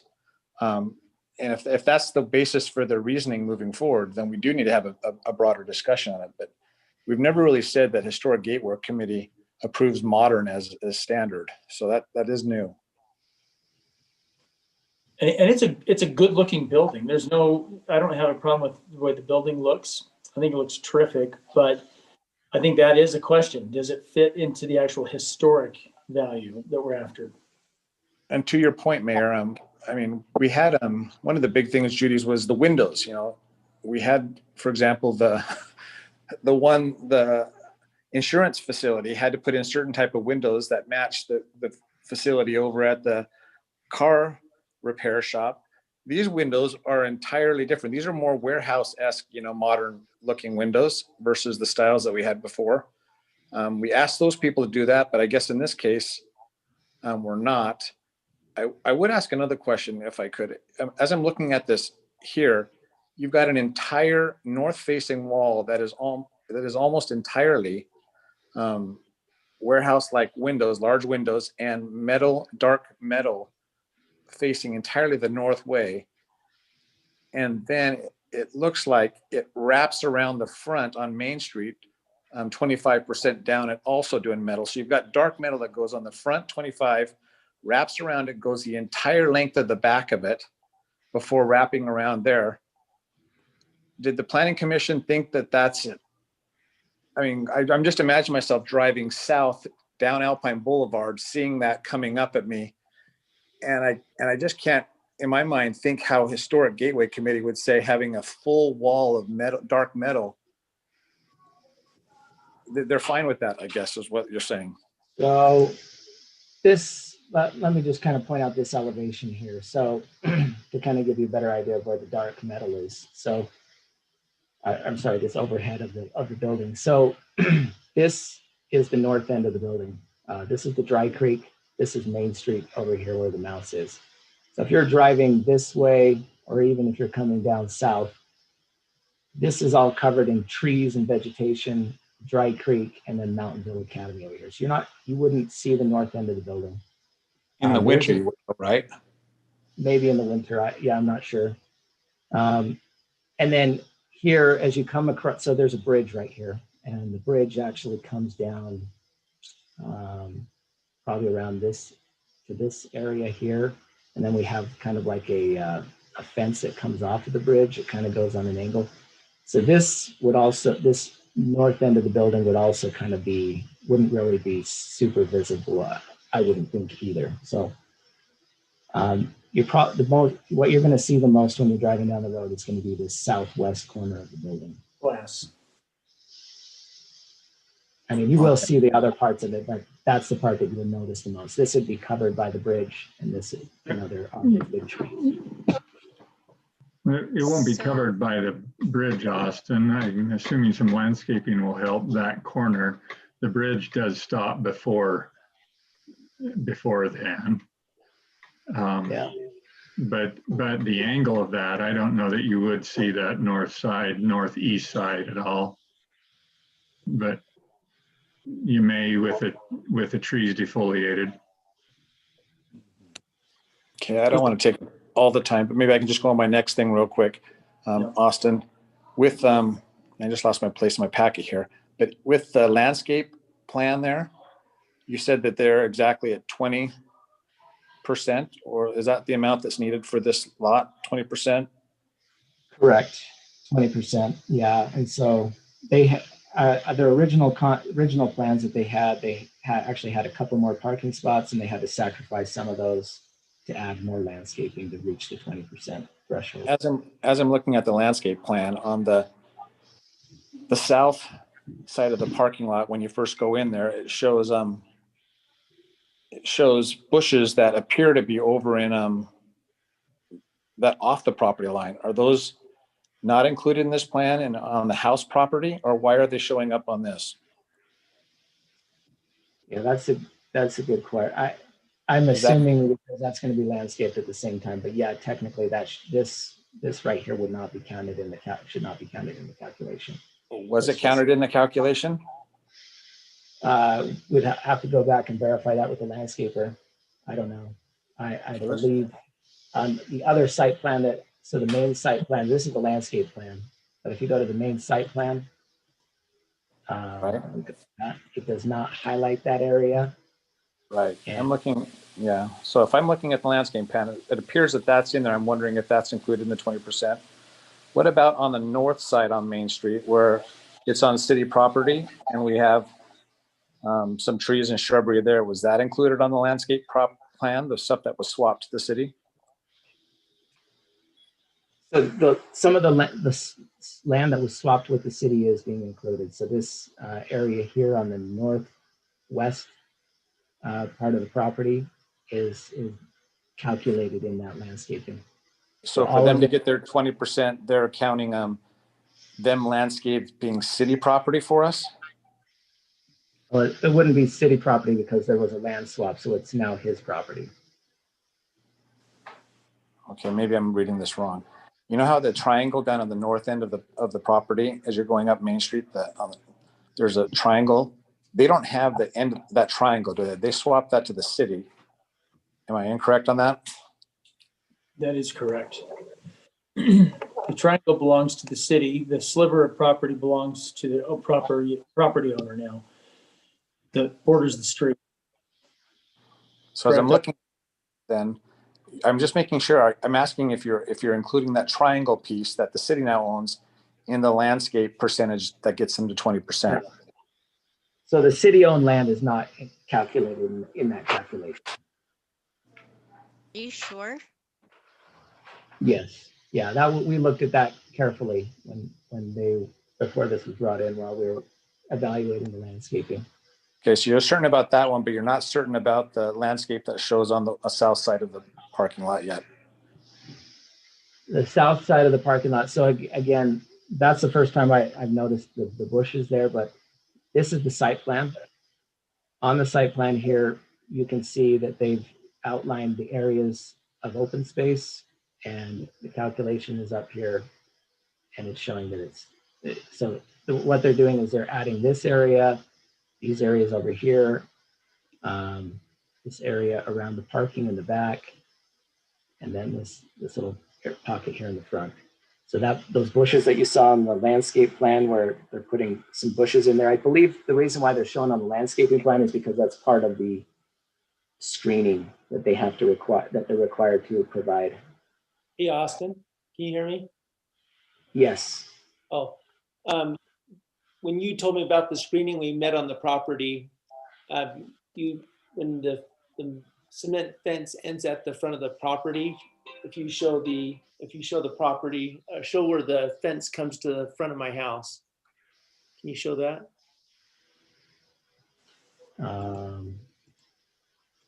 Maybe go to the landscape plan. Landscape plan. There you go. See how the fence comes down? That fence doesn't go all the way to the end there, where it looks like it kind of does.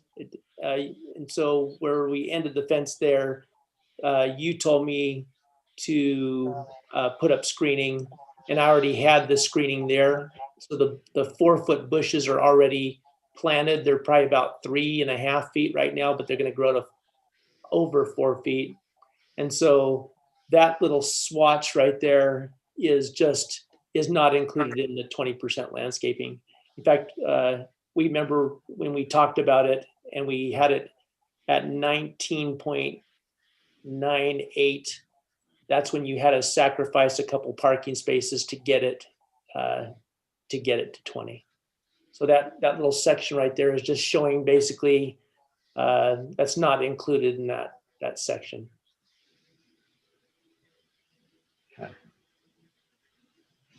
Okay.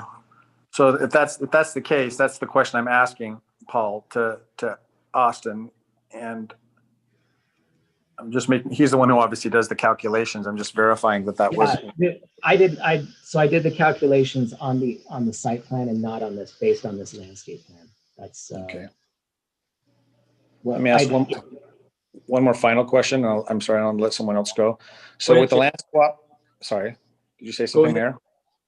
No, go ahead. I'm just telling you, go ahead. Okay, so on the land swap that occurred on the north part where we took some property in an exchange for that, I see that being landscaped right there. I thought we had the intention that we were going to pull the trail when we first got done, the trail that would go down along the creek, and Paul mentioned that it wouldn't work on his property because of setbacks and space requirements, but that we were still going to plan on having a trail run behind there inside the creek, which he's cleaned out and done a lot of work on in there.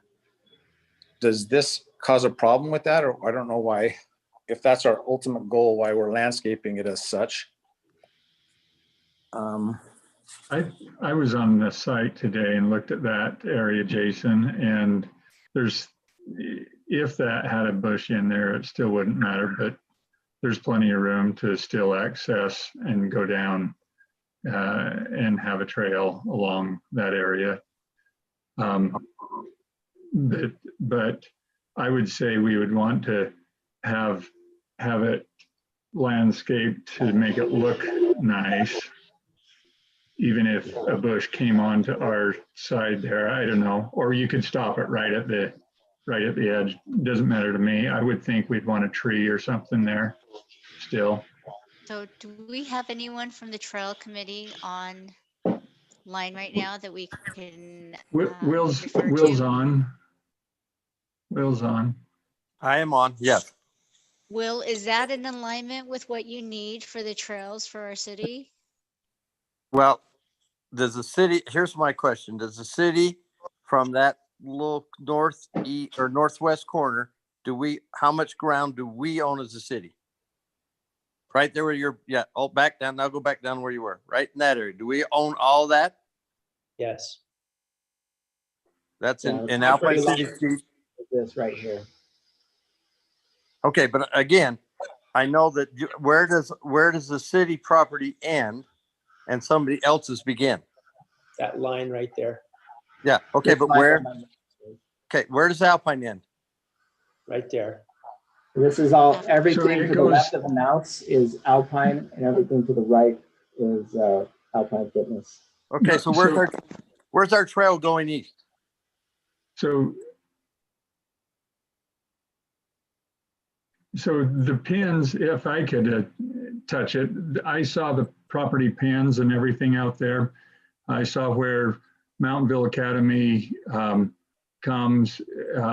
We still have easement down through all the way over to the other end of the bridge on the north side of the stream, as far as you come off the street and go in. Once you go in that 15 or so feet, then the property lines, there we go. Then the property lines, so where his cursor is in there, that's still Alpine City, right? Not there. Move your cursor up into the darker area. So all that's still Alpine City over in there. And then going down the property line that direction, that's when school and the fitness center place meet the property lines. Okay, so that's the question I'm asking, Lon. So I'm not concerned about crossing the Alpine property with the trail. My concern is, how do I go further east? And so I'm saying, if there's any property that is between this and the school property, is that a right of way for us to put a trail on? If it's a foot, 10 feet, 3 feet, what is it? Okay, my understanding is that the property lines butt each other all the way down along going east. All the properties, whoever owns the properties, Mountainville Academy butts up against each of the other private property owners along that edge. Okay, so how is Paul participating in helping us complete this trail, which is what we do at site plan? And he did mention in previous city council meetings that he was more than willing to help with the trails. So he was very eager last year. The whole land swap thing was kind of geared around maintaining trail access, and that was a key point of where the land swap was going to be located, and it was to ensure that there would be an access point on the north end of his property. I think our discussion went. Yeah, and our discussion went further than that, though, and this is just a question. I'm wondering if it got lost in the middle, but Paul mentioned that he'd worked and talked with Mountainville Academy, and they were willing to let us do a trail on that side. And when I asked where it would be on his property, we talked about, no, it would be here on this side of the river because they can't use that, and they're very amicable to that. Is that still? I mean, I think that's to Will's point. You know, we've got access off the road to that, but the road that goes from this property up to the property line above it, do we still have access from Mountainville? Have they given us permission to do that at this point? My understanding is Mountainville has not given us permission. The way I see it along that edge is that it would be best suited on Mountainville's property, because we would need to go on Mountainville's property for several hundred feet all the way around the corner, going east and then heading north, and until we hit some other properties. But it seems to me, as I have walked on that Mountainville's property would be the best place for it to be located. Now, that being said, I'm not answering the question that Will has posed. I'm not answering that question because I can't answer that question, but where it looks like the trail would best fit is working with Mountainville Academy and having it go largely on their property all the way along both east and west, and then north and south. Well, let me ask you a question, if it's okay. If we moved his building 8 feet to the south, would that not be the most ideal place for the trail? Actually, I don't think so, because then you would run right into the next property, which you couldn't run the trail there. Then you'd have to go on to Mountainville Academies once again. If we can go up to get her up higher. So right at the corner of his building that's existing right there. So if you move that building in 8 feet, then you would run into the corner of that next property, which then you'd have to jut out anyway and go along the edge of that property inside Mountainville Academy's area. Back into Mountainville. Hey, Lon, I had a question.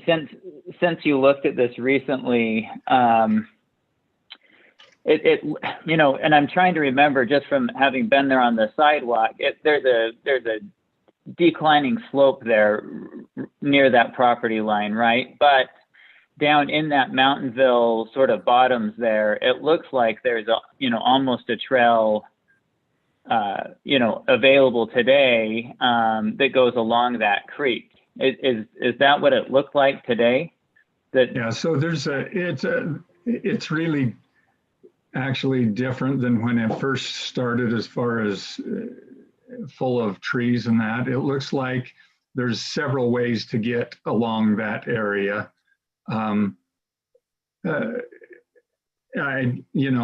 Me as a landscaper, I see several ways to access. It's a real wide area before you get to the stream. So what you're asking is, it looks like, yes, there's a big picnic area, or a area that you could have a play area down there by the stream, and also have another trail area just above it. And so there's a variety of ways on that side of this stream. So I don't know. Well, if you were to move into his property 8 feet, you'd still just have to jump out of it 8 feet at that corner, right in that location. Right. And I guess that's okay, Lon. I don't know that that's an issue, because I don't have any Mountainville Academy easement at all, and they're not asking and they're not coming to us. So my question that I posed to begin with is, how is Paul participating in helping the master trail plan be built along his property? Is he donating money? Is he buying right away? Or is he just saying, it's yours, have at it, do whatever you can do? I'm just not, it's just a question I cannot understand, because it is on the master's plan and it does go along his property. And so I don't know how he's participating. Can I jump in real quick? Please jump in. Thanks. Yeah. On the master trail plan, the trail is actually on Mountainville Academy's property. And then how I participated is the city didn't have access along that little strip to their property. So we did a land swap. So I gave them access at the bridge. And there's a really natural, nice little slope that you can make a little, kind of like a little S curve. If you could pull it up, Austin, I can show you. Can you pull up the trees and that kind of stuff? Okay, so take your cursor, Austin, and bring it to the very top, right down a little bit, right there. Okay, so there wasn't access along that top snippet. See where it kind of takes an angle of my property? At the very top, take your cursor and go up to the left, right there. That section of property, since we did the land transfer, now you can come in from the right, go up to the top. Now come straight from the sidewalk and straight in, and then go straight in, keep going. And then there's a natural little area, go to the north and then go down. I opened up this entire thing that was shrubbery, and I spent probably a good $47,000 opening it all up. So that way Mountainville Academy, it was clear. It was all just shrubs and trees and dams. And I pulled out about 26 truckloads of material out of there. And now there's a natural pathway. Take your cursor and go up to the top, to your left. So that whole thing from there, cleared all the way down, go all the way down, keep going all the way.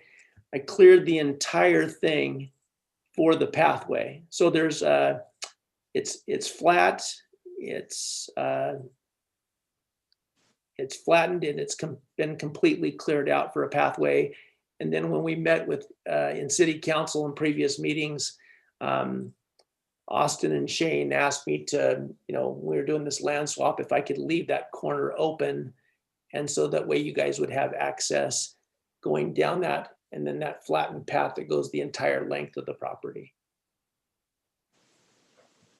Okay, Paul, I just need to clarify one thing. I appreciate your comments there, but the trail, when we draw a trail on a trail master plan, the same as the road, it's a point A to a point B. It is not directly on your property or directly on their property. It is along that property line. And when the opportunity comes on either side of that, whoever it is, that's when we take the opportunity. For instance, we had a trail across the street from me, which we've required him to bond for, to give easement and do it all. And yet here we are directly where this trail is supposed to come to. And I don't know how we're going to build it. I just can't understand how we can build this trail, because the academy is not saying they're doing anything. And so the only opportunity we have is, of course, your participation, again, I think needs to be more than what it's been as far as what we're asking other people to do. We're asking them to put the funds and escrow the money, even if we can't build it today, tomorrow, or 10 years or 20 years. But there has to be some consideration for what we're doing. I mean, we gave a 2-foot off the back set line. I don't know how come we did that. I've never heard that before. So anyhow, that's my issue. Is I'm just here representing the trail committee. As a trail committee, our recommendation is that there's supposed to be a trail through here, and how that happens now, city, has to be in your court. But we as a trail committee talked about it, and I think Breezy's on too, or he was on the other one. He was trying to be with us tonight for the very same reason. We're just trying to understand how and when this trail can be built. So we either pursue this or we don't. So, and this is a critical point tonight along that trail, because it's the first step. And thank you, Will, for making that point. I think it was a really important point earlier that when you said that the 2-foot setback was given in exchange for certain things. And that participation in the trail, I believe, was one of those things as it was stated in the motion.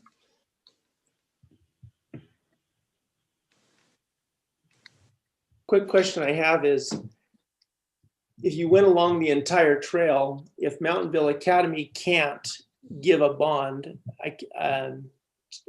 their bond doesn't allow the trail on that property, then the trail would end at the fence. And so in order for the trail to go through and go anywhere besides, somebody crossing the street, walking and then running into the fence and then running back, it would have to go into Mountainville Academy, just like Lon was talking about. So basically, the whole reason we set up this building, we did, the easements, I guess, have been changed. So some of the setbacks have been just normalized to be, that's the setback for Alpine City. But if the whole reason we'd gone through all these changes was to make an almost unusable piece of property usable. If I build a rectangle building, it's almost costs as much losing half the building to the triangle to pull this thing together. So I don't see how chopping the building and making the building impossible, after everything that we've done to make it possible, it still makes it impossible to go past that fence without the permission of Mountainville Academy. So it just seems senseless to me to kill a project that would be a beautiful piece of scenery, add a service to Alpine City, when if you ran 8 feet and eliminated our project, it would just, Paul, I don't think anyone is wanting to eliminate your project. I think what we want to hear is, if I'm understanding correctly, from the meetings that we had earlier this year and last year when we got the exceptions, my understanding was that you were going to help participate financially with the trails and help make it happen. And I believe that the reason that you got the 2 feet setback was it because you were going to participate in that. I think we just need to hear that you will help, either whether you bond that money or whatever we need to do, work with engineers, see what the fees would be, go to your property line. And I think with the trail, it's a work in progress, right? We have a goal that we want to do. Yes, it might stop right at your property line, but I think in the future, as other properties come up and arise, that hopefully there'll be opportunities where we can push that trail through the entire city so that it will follow the master plan. So I guess what we need to hear from you is that, just like the developer across the street from you was willing to put forth the funds and create the trail system, if you're not going to create it now, that you're at least going to set aside funds for the city to be able to create that trail. Because I feel like, it was in good faith that we gave you that 2-foot easement, because Will's right, it is ridiculous. 2 feet, and we want you to build this building. I think it's going to be good. The Gateway Historic thing I have a little bit of issue with, but I don't think anyone wants you to move it 8 feet. I think we can work with the 2 feet. If you give us the 2-foot easement along your eastern side along that property line, I think that would be doable. What do you think, Will? Well, I think that's all I'm asking is I'm just trying to understand, as we start this easement, it is that, I think you said it perfectly, is that it's a work in progress. Right now, like we're saying, Mountain Ridge doesn't want us to do it, but they have bonds and things. So those bonds change. Maybe somebody else does it. Maybe even they go out of business and somebody else buys it and it's not there. I don't know what the future will bring, but I do know today is the opportunity to get the part of the trail that we need to get as we go along. And when we're not getting the trail, we at least need to be funded through this area so that we can build it at some point. Thank you. So real quick, when I met with Will, I actually met with Will a long time ago on this. And I said, Will, how much would it cost to do that? And he kind of gave me a budget of, somewhere between 12 and 15. I have put into this. I've actually put 43 to 47,000 if you include the cleaning out of the creek. I was under the impression, if you remember, when they had that big storm, it was in June 2 years ago. One of those big 3 trees, one fell on the power line, one fell on the bridge. I thought it was Mountainville Academy's issue. Mountainville Academy says it was your guys' issue. I couldn't get an answer from anybody, so I started into the project, taking off those trees at my expense and my cost. It turned out that I worked with the president of Mountainville Academy for probably the entire summer, that he said he had permission from 3 of the 4 people on the city council to do this. So I sent him texts, and I said, can this happen? Because I don't want to get involved with the property. I don't want to do anything. I don't want to buy it. It's impossible to use.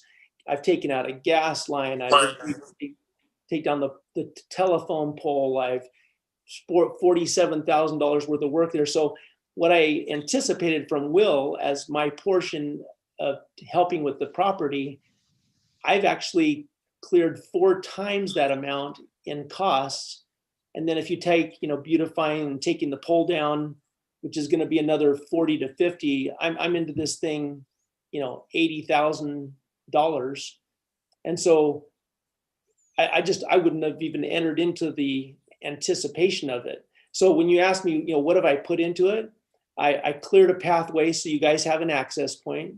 I spent, $47,000 clearing the entire thing. So it's beautiful, it's flat, it's cleaned out. There's no undermining of the properties on either side. If you go up from my property, the ladies that are behind me, Shane can tell you this, they didn't do any clean out whatsoever. I've been cleaning the creek out for about 15 years.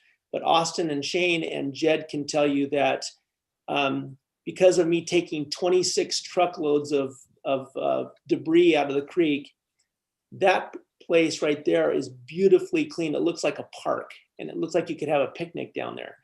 But if you go up just behind it, can you show on your cursor, Austin, the end of the property where the big dam was? Go down a little bit further, and go down the other direction. So my neighbor right here, if you go down a little bit more, there's a gigantic dam because they have not manicured or taken care of this property at all. It's just been all me for 15 years. It came to their attention with the fire chief. If the fire chief's there, he can tell you that there's so much debris that it shot water underneath and has undermined the fence of Mountainville Academy to the point where it could almost tip over and go into the creek. So I've been taking care of this all at my cost, and I would have not even got involved had the guy said he would work with me on the bond.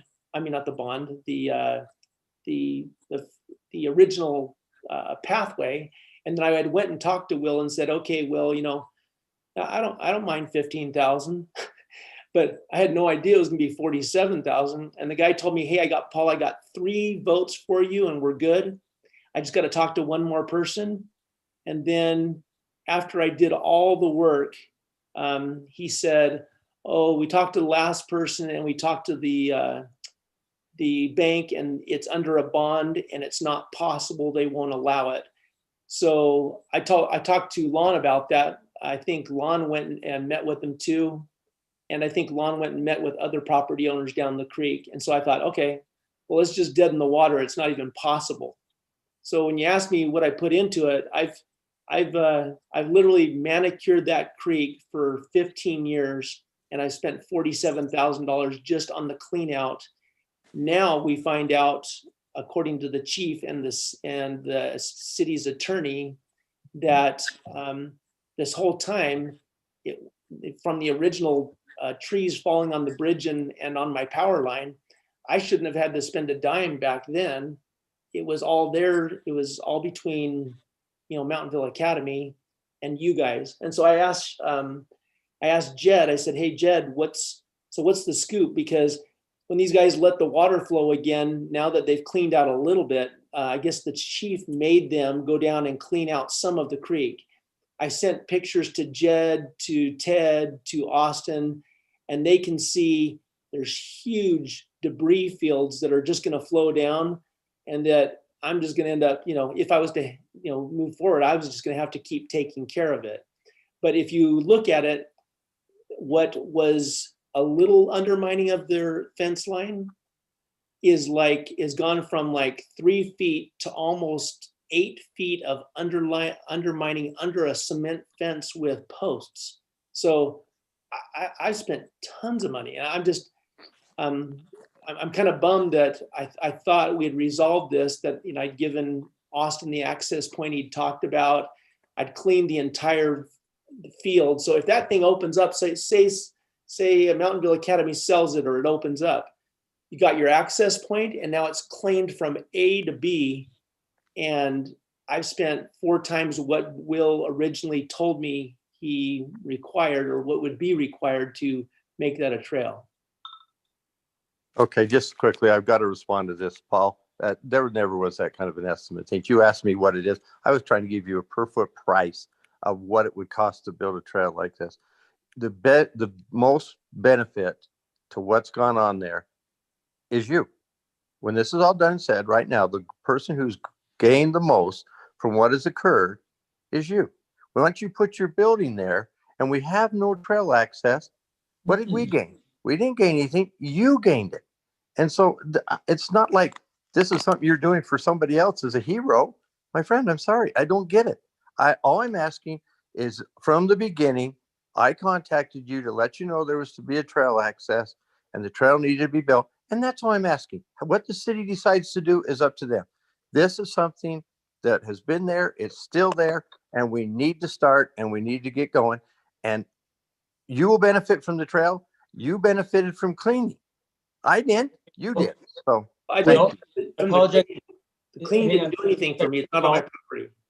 Well, hold on. We'll get into a back and forth on this in the middle of our council meeting. You guys are welcome to do that on the side if you'd like. I think right now what we need to do is redirect the meeting back toward the council, and any further discussion on the topic, it'll be up to council to make a motion, either one way or the other. I appreciate the input from both Will and Paul, but at this point, I think we need to go back to the council's input. With that said, Greg, did you have anything that you would like to ask or cover? Yeah, I just had a quick comment. I think there are some valid points brought up on the historical gateway standards, or how we want to design the commercial district and so on. I think good points, right? And I think they've been kind of ongoing for a while, in various ways. Last week, I attended a Utah State seminar on, it's called their Research Landscapes, and it was on creating a sense of place. One of their practices there that they, consult with cities and so on. But that was kind of interesting, but it kind of, made me think of, how we might look at this. And I think one local designer in town, Nick Greer, may be a great one to kind of get his input, because I think he does some great work that could be a nice type of design concept. But I don't think this is probably far off of what would be the a good design for the area, and consistent kind of with what's been coming along. So anyway, just a thought there on how we better set our design standards in future. Thanks. Thank you, Greg. Jessica, did you have anything?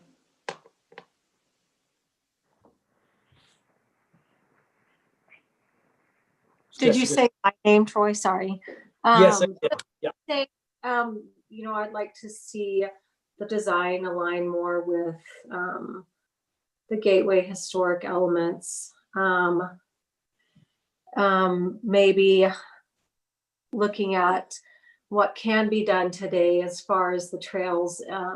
We could, for the property that's along the creek bed that Paul has, getting an easement, so that gives us the flexibility and ability to do. We don't know exactly what the trail is going to look like in the future. We know it's going to go there, but we need to at least be able to have access to as much of that property as possible. So if that's doable, to request an easement, and then again on the design part, I'd like to see it maybe be a little more. Just, I don't know how to move it away from its modern elements, but it is probably the most modern building that would be on Main Street, which is very different than the other structures. Okay, good. Yeah, I hope someone's thinking of a motion right now, because I think there are two key issues, obviously, that have been pointed out. The design and how it meets up with our historical intentions, and then also the trail. I think it's really important that we get those two things resolved. The trail in particular, because it's one of those things that if it doesn't get done now, it's going to have to get done in the future. There needs to be the funding to do it.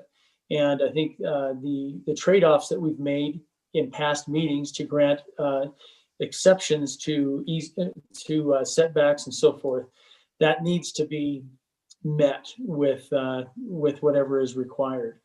So hopefully somebody's coming up with a motion to indicate that. Lon, did you have anything else you'd like to say? Just maybe a question for Steve, if there's any legal basis on requesting these things that has been proposed, such as easements, etc. Yeah, I think that's well within your prerogative, but I don't know what your ordinance exactly says, because I'm new. So I hate to plead ignorance here, but as a practical matter, if you're looking for an easement from the property owner and there's a basis to request that easement or to require the easement, definitely now would be the time to do that. Or to, if you're looking for financial help, now would be the time to set that aside. So just as a general principle, I don't know what the basis would be, because I don't have your ordinance in front of me, but it's kind of a mushy answer. I apologize. Okay. If you were to table, if you were to table this matter and discuss it in the next meeting, it would come loaded for bear. Yeah, that's kind of where I was headed with it as well. So like a little bit more consult. So Mayor, I was going to suggest that we table it and have it go back to Planning Commission and make sure that they are aligning it with the document for the Gateway Historical District, because I don't like the inconsistencies that I'm hearing. It's like, okay, it doesn't really fit, but because we approved it, we're going to allow it. Yet there was another building that was built and they couldn't have those windows because of the document that was outlined. I'm just wondering, did they really compare the elements with the document? Because it doesn't seem like it. Yeah. Or did they just? I don't disagree with you, and Carla, if that's a motion, you're welcome to state it as such. Okay, so I move to have it go back to the Planning Commission and request that they compare it to the Gateway Historical document and make sure the elements of the buildings fit within those specifications. Okay, so we have a motion by Carla Merrill. Do we have a second on the motion? And then we can open that up to discussion if we need to. I'll second it. Okay, motion has been seconded by Jessica Smewen. So we have a motion on the table to table it, and we'd open up to anyone. I just want to. Oh, go ahead. Jason, go ahead. Say something real quick. I mean, my thing is there's ways that we can also make this building that he has there fit better. I mean, it is a modern building, but I don't like the whole metal all the way along the back and half court at the side. But there might be a way we can ask them simply, for me at least, to go back and say, break that up so that if someone's coming down, I disagree a little bit with Austin that no one's going to see it. I think that I'm not for rewriting this whole thing that Paul has done. I think that it could be done better though, with regards to that. So I'm just saying that I'm not, I think Ezra's building is way prettier for the city of Alpine, in my opinion, than the State Farm building across the street. That's just a personal opinion I have.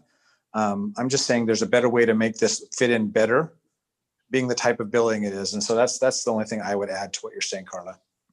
Yeah, and it sounds like that's consistent with the motion to table, so that we can come back with make something tweaked a little bit better for the city. Lon, Yeah. Oh, Greg, go ahead. Oh, Mayor, quick comment. I think that's a good comment, helpful comment, Jason, because I watched the Planning Commission discussion on this, and they were kind of at a loss. They were kind of saying, well, you look at the State Farm building, that doesn't look historical at all, and yet you look at a couple of these more recent modern buildings, and they look nice. They're not exactly historical, so they seem to be at a loss on how to apply this. And I think they might still be if we just throw this back. But I think if we say, are there some ways where you could adjust this to make it, I don't know, whatever it is, be more natural, right? If it's that north side or, something, along those lines, as you suggest, I think that kind of helps move this forward and get it to, an effective endpoint. Okay, thanks, Greg. I'm going to go back to Carla. Carla, you were trying to say something a moment ago.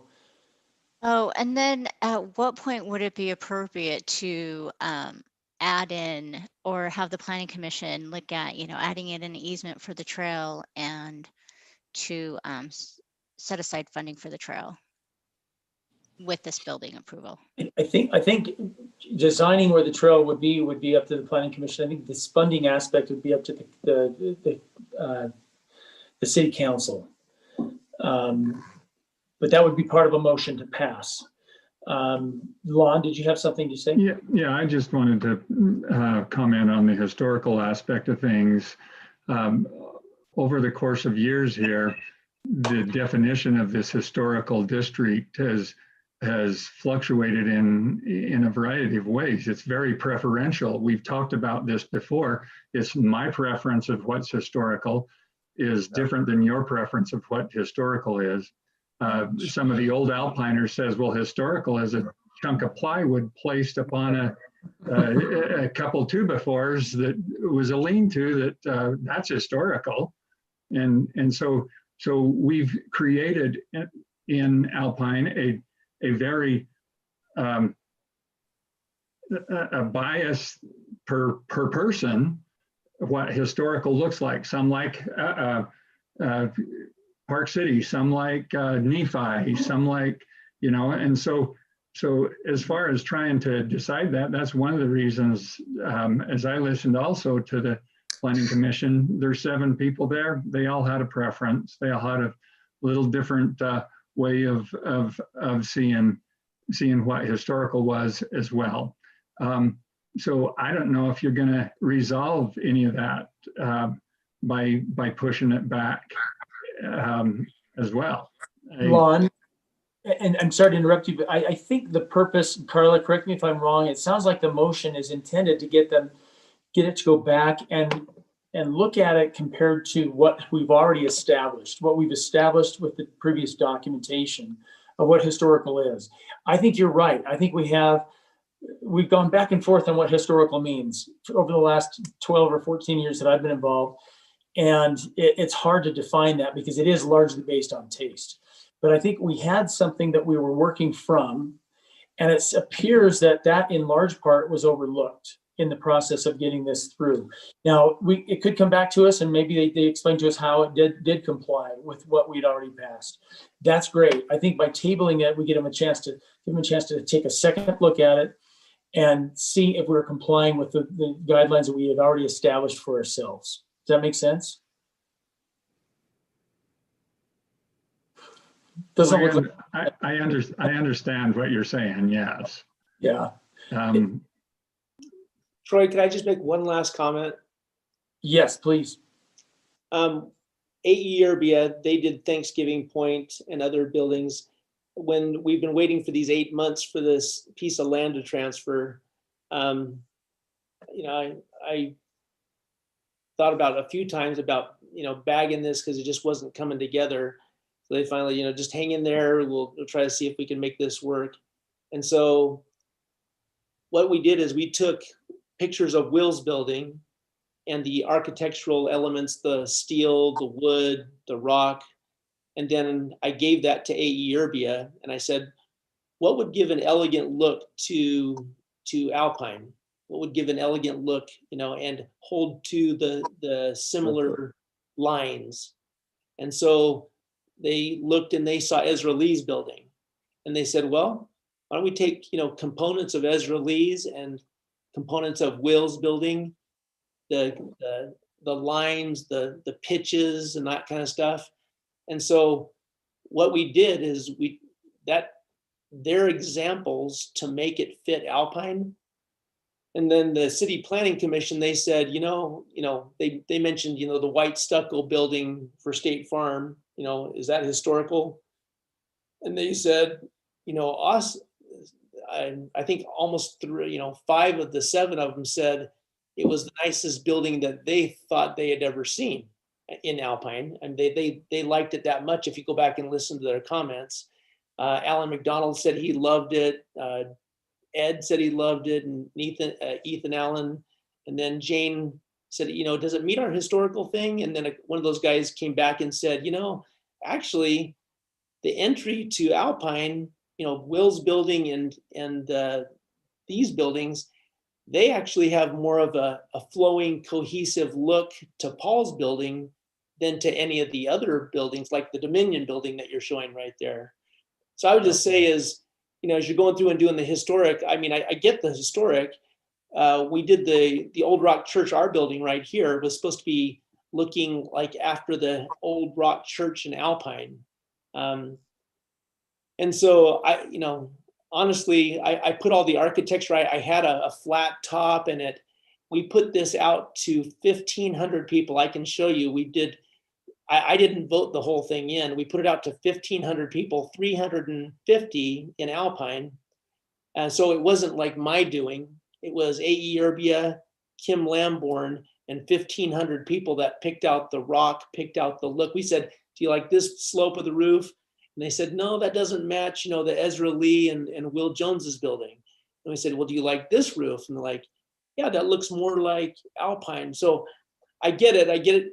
People have different opinions, but almost like 95 to 5% when we pitched this to 1,500 different people after going through 2 major architectural companies. I just didn't have the money to pull this off. I haven't even put up a stick of wood and I'm almost out of money, And so when I came up with the idea, this guy said, hey, Paul, would you be willing to do a trade out with me? And I said, I don't have any more money left to pull even off the site plan, But Jed and those guys said, Paul, keep plugging, you're almost there. But I think it really looks a lot. I think the look, if you wanted to go for an elegant look to Alpine, I think the nicest looking buildings is Will's building that's modern, Ezra's that's modern, but they have mountain characteristics of rock and their architecture. So I'll shut up. Thank you, Paul. Appreciate it. I'm going to go back to the motion on the table. Is there any further discussion by council before we move to a vote? Okay, so the motion to table has been made by Carla and it's been seconded by Jessica Smewen. So all in favor, starting with Lon Lott. Nay. Greg Gordon. I'm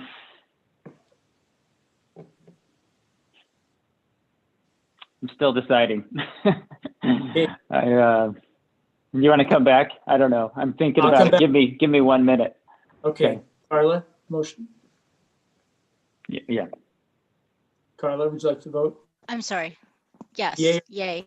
Yay. Okay. Jason. Yes. And Jessica. Aye. And Greg. Yes. Yeah. Okay. The motion passes 4-1 to table. We'll send it back to Planning Commission with instruction to compare the plan to the previously established codes for the historic district. Okay, Paul, thank you for your being here, and we'll see you again, I'm sure.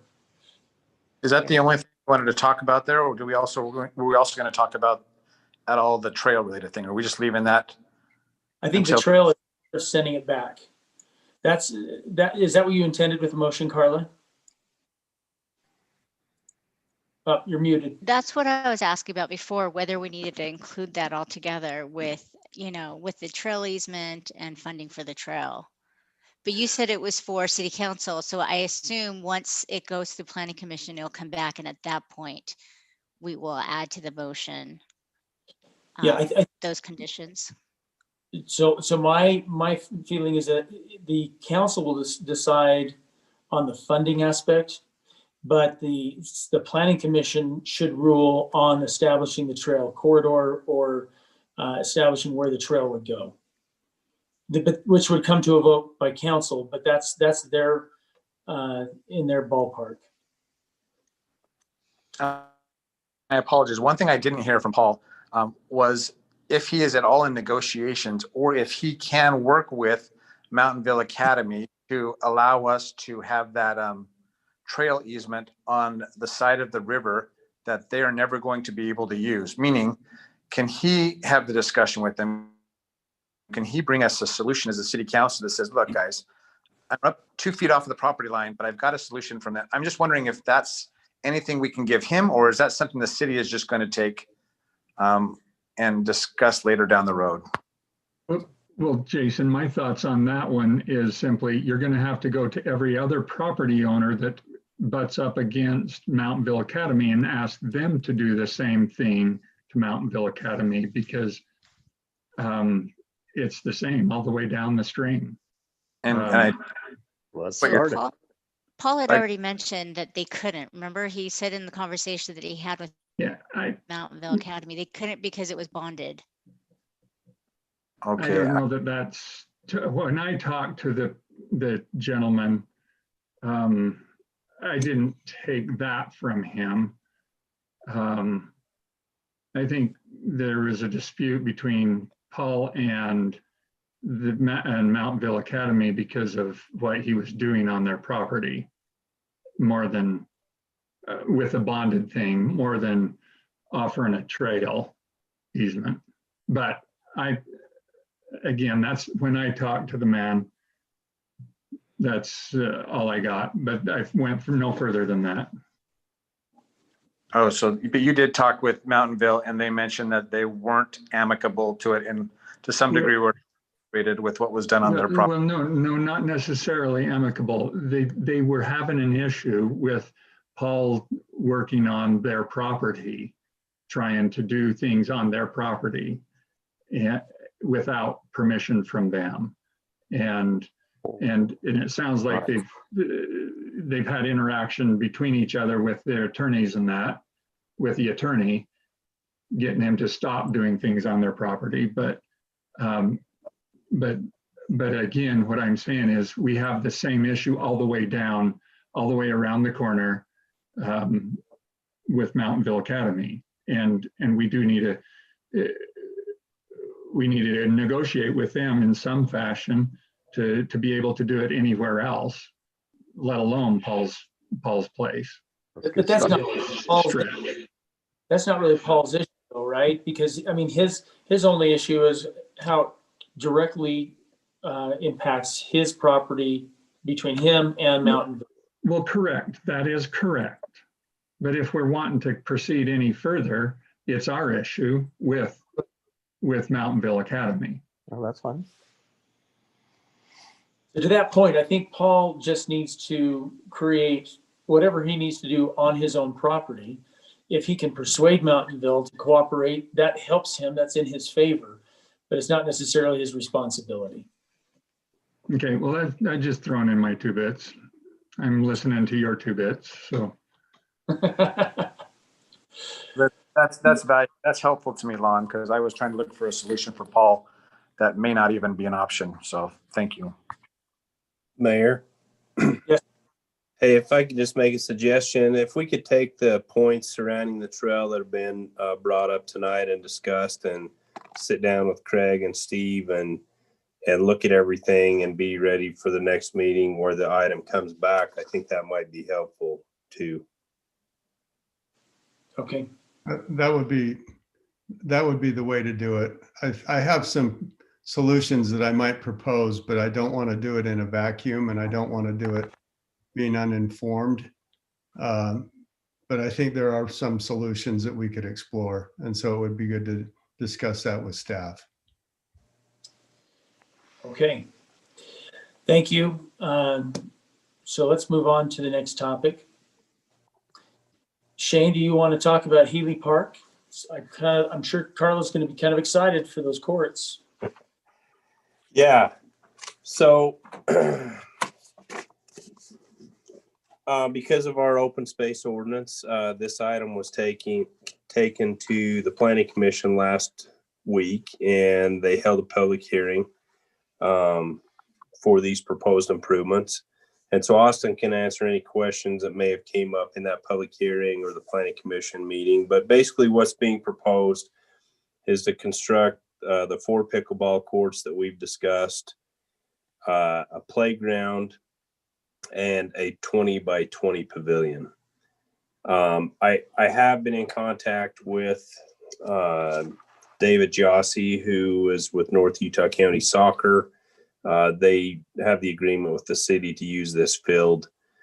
He actually went out there tonight and just kind of stepped things off. And he said it's with a full-size soccer field, it's tight, but he believes it will work. And so this drawing shows the pickleball courts going up towards those existing trees on the north. So we would probably push the courts as close to those trees as we can, but still make it work, for pedestrian access around them. And maybe my idea would be from the asphalt trail to the courts to pour all of that in concrete, but leave squares out around those existing trees to protect them and give them plenty of room so that we don't have issues with roots raising concrete and things like that. And so that's what's being proposed. I took some time today and put together just kind of a rough cost estimate. I think Austin has that he can put up on the screen.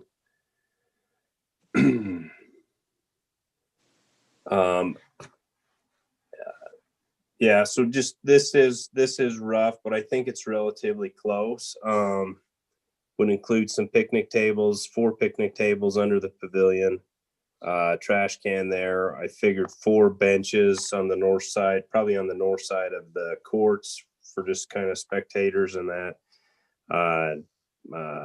You'll see the cost in the packet for the playground itself. I put some additional money in there to account for concrete curbing and kind of enclosing that area. And so it's in the range of about $190,000. And depending on how much flat work we have, it could be more or less. And then there's some sprinkler and landscape repair costs. A lot of that we could do ourselves. Basically we're looking for approval of this conceptual plan. We would bring later back more detailed plans and a bid package that would be ready to put out to bid. In addition, we would like to go ahead and purchase the playground now to take advantage of some cost savings through the end of the year. And then that would just sit at the company in Logan that has the state contract and would be installed later in the spring. So that's basically what we have there for this project. Shane, what would the fence look like around the pickleball courts? I actually called and talked to Miles Minson with a tennis company today. That's the company that built our pickleball courts and the tennis courts at Burgess and at Creekside. Someone raised the issue of wind up here. A lot of pickleball courts, I guess, have a 6-foot tall fence. Miles recommended if you're in a windy location to maybe go with an 8-foot tall, it's all chain link with an 8-foot tall chain link fence. And then these wind screens that they have available that attach to the chain link fence to help kind of break those wind currents a little bit. He said it doesn't take care of 100%, but it definitely improves things. Well, and I guess the fencing, the way I see it is for two purposes. First of all, to help the pickleballers, but also that's a soccer field that's going to have a lot of shots at the goal. And those balls come pretty hard. And for them to be constantly going into those courts might become kind of an issue for both pickleballers and soccer players. Yeah, so I think the 8-foot tall fence would help with that respect also. I'm confident somebody will get a ball over that fence. Yeah. But I think that would work. Okay. Okay. Questions? So Shane, does that mean we might want to put a gate on that south edge there for people to go grab their balls out? Is that how it would be? Or normally is there just entrances on the sides? You can put whatever gates in you'd like to. I think it would be a good idea to have a gate on the south side. Yeah.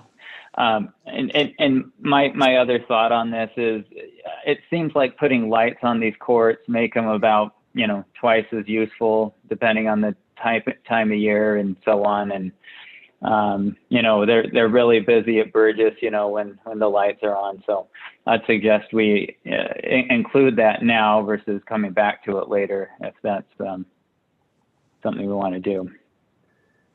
And we did include that in this cost estimate. Oh, great. Yeah, I think we'd want to be careful. And Shane, you're aware of this. The housing development behind it is relatively close. So we'd want to make sure that it's not intrusive on those neighbors. Yeah, and we actually have a new ordinance that's 2 weeks old that we would need to abide by on that lighting. So. Yeah, and we may even as a city want to reduce the time on that one too, to the 10 o'clock hour or something. Versus what we had on a private property type thing. One thing. Yeah, go ahead. I just going to say I agree, and I assume it's 10 o'clock at Burgess now, isn't it? That's what it seems like. I believe it is, yes. And the houses are, they may be closer at Burgess than they would be at this location. If not, they're close to the same. Close. So Shane, one other thing is our city staff going to correct the irrigation issue that will occur as a result of this modification, or is that going to be part of the bid? We would probably do that ourselves. We've talked about it, and the way it's designed, it's relatively easy to do that. Every zone just runs east and west. Okay. And it dead ends to the east. So it would be pretty simple to correct that.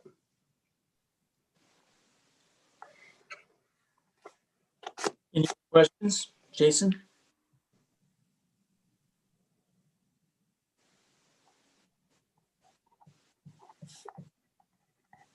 I'm here. Sorry. For some reason, it didn't let me. I don't have any questions. No, it looks great to me. Okay, terrific. Jessica? No questions. Okay. Carla? No, I'd like to make a motion to approve the plans for the pickleball courts up at Healy Park as outlined. Thank you, Carla. Carla Merrill has made a motion to approve. I'll second it. Seconded by Jason Thielen. Any further discussion? Just a little. I'd like to maybe in council communication bring up a little bit more on the pickleball thing after, or talk about it after this, if I could. So it doesn't clutter up this one. I'll address other things. That's okay. all. Thank you, Lon. Any other questions? Okay, we'll move to a vote. All in favor of the motion, please say aye. Greg Gordon? Aye. Lon Lot? Aye. Jessica? Aye. Carla Merrill? Aye. And Jason Thielen? Aye. Motion passes unanimously. Hey, that'll make it a lot more sensible and logical that we have a new parking lot over there too. I like it. Okay, the next item on the agenda is Mayor? the park. Yes, Could we get a specific approval just on the purchase of that playground equipment? So that's in the minutes and as a motion. sure. Yeah. Would anybody care to make that motion? I'll go ahead. Mayor, I'll make a motion that we approve the purchase of the new playground at Healy Park as proposed. Okay. I'll second that. Okay, we have a motion by Greg Gordon, seconded by Lon Lot to approve the purchase of the playground equipment. Any further question on the motion? All in favor, Greg Gordon? Aye. Lon Lot? Aye. Jason Thielen? Yes. Jessica Smuin? Aye. Carla Merrill? Aye. Motion passes unanimously. Okay. Now we will move to the structure at Lambert Park, the trail and the structure combined. Shane, do you want to go ahead and introduce this topic? Yeah, this is something that's been talked about for a while now. And at the Planning Commission last week, a public hearing was held, basically saying that some type of structure would be built at this approximate location. We're still working with our legal counsel on the building type and things in relation to Forest Service rules or requirements or laws, I guess. So no details on the design at this point, but we wanted to get this far so that through the winter, the next month or so, hopefully we can get this figured out. And we don't have many meetings left, so we wanted that flexibility to kind of move forward with something, have it ready to bring back hopefully at the first meeting or second in January. So Austin, was there anything at Planning Commission that should be brought up here? No, I mean, it was pretty straightforward. They really liked what was, they liked the concept. There was no public comment, so we didn't have any comments.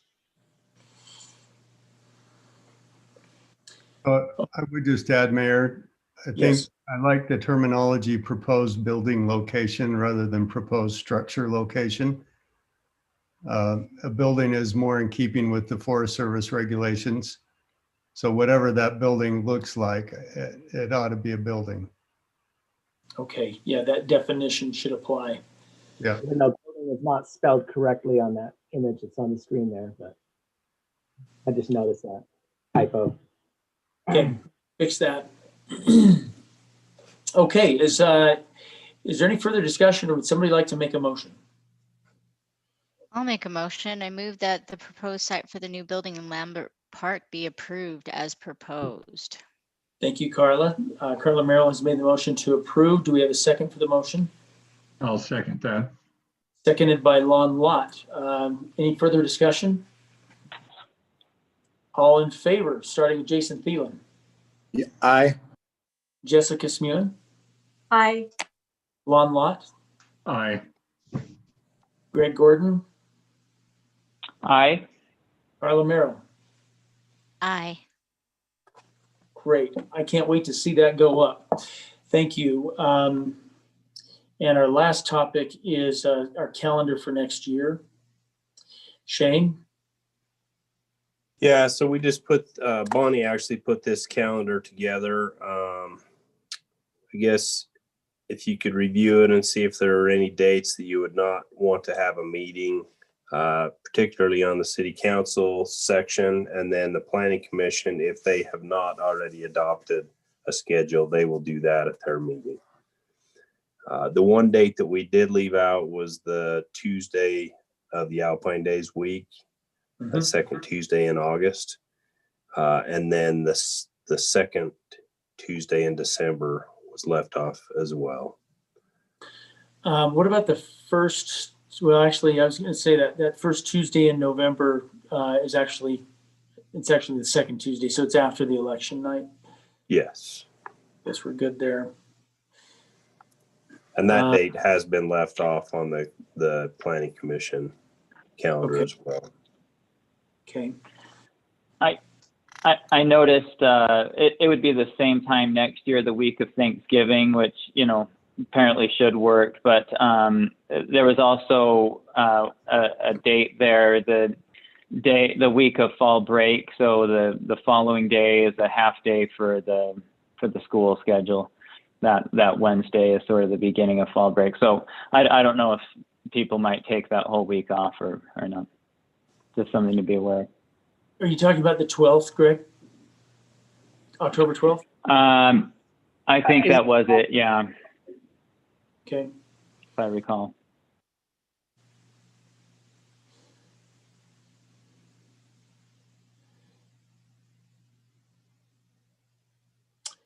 So are we open for taking off October 12th and November 23rd? Is that what we're potentially thinking? That gives us only one meeting in 2 subsequent months. We've done that before. It's not a terrible problem. So I could be wrong on this, but I thought that fall break is typically it'd be the second planning commission meeting in October.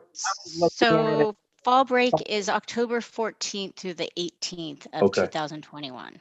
Okay, it falls a little different this year. So I'm it's assuming the Tuesday before. I'm assuming that's why that October date is. Somebody thought that would be fall break on the planning commission calendar.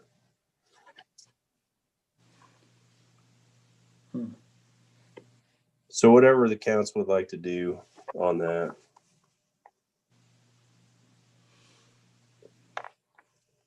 I'm good with having just the one meeting in each of those 2 months. The only concern I have is that we start stacking up the calendar for subsequent months.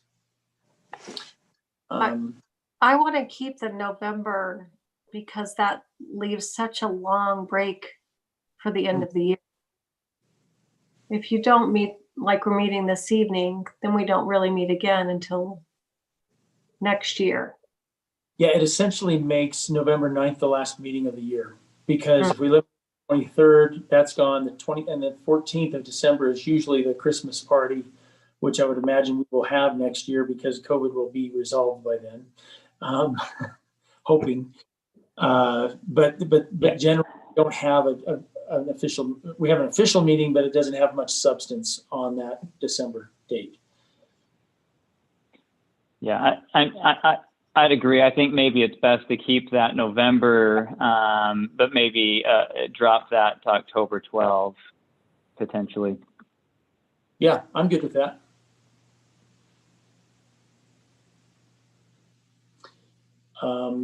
What about the 27th of July?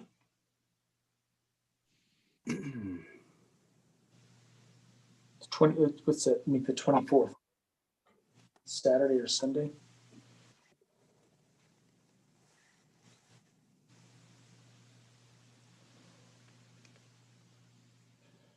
Summertime is full of breaks, full of vacations for people. Do you want to carve one back out of the June or July?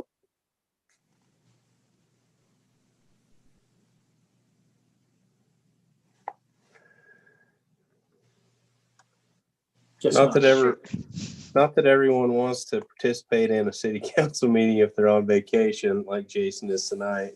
Thanks, Jason.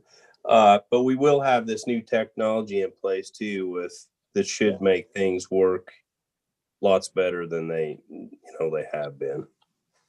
Just a thought. Okay, that's actually a really good point. because, and we can also, if we leave ourselves a little bit of flexibility, we can alter the schedule a little bit as long as we have room to do so as the year progresses. Do we need a motion on this? Yes. Okay. Who wants to step up? I'll make a motion Okay, Jason? that we approve the 2021 annual meeting schedule for the Alpine City Council as stated, subtracting off the date of October 12th and July 27th. Okay. Do we have a second on the motion? I'll second that. Okay, Lon, thank you. So the motion by Jason Thielen, seconded by Lon. Any questions on the motion? All in favor? Greg? Aye. Lon? Aye. Carla? Aye. Jessica? Aye. Jason? Aye. Okay, passes unanimously.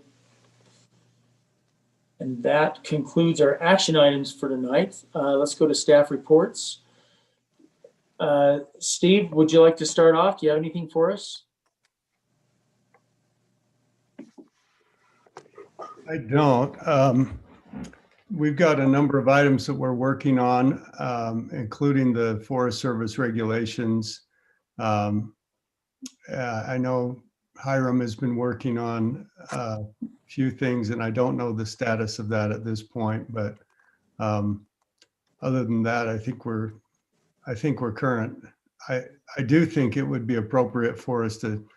We'll sit down with Shane and Austin and come up with some recommendations as far as the trail system and the easements that we discussed tonight.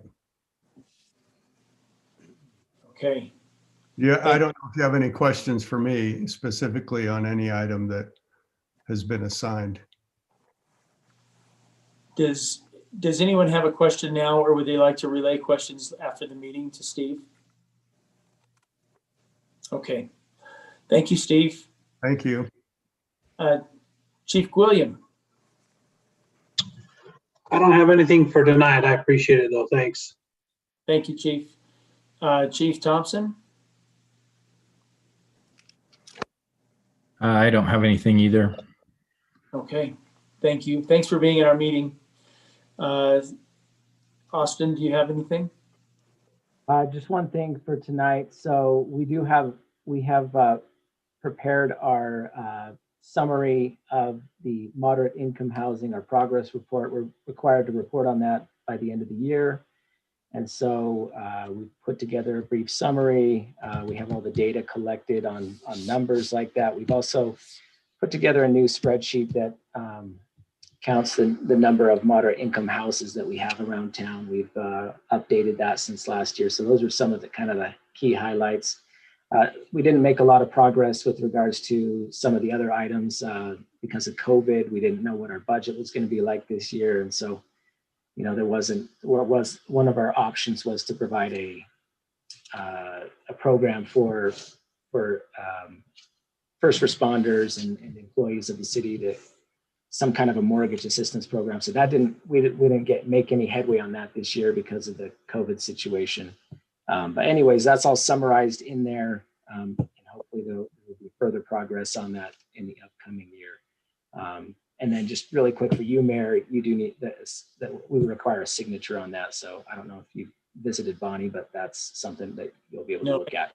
I need to get by there tomorrow. Yeah.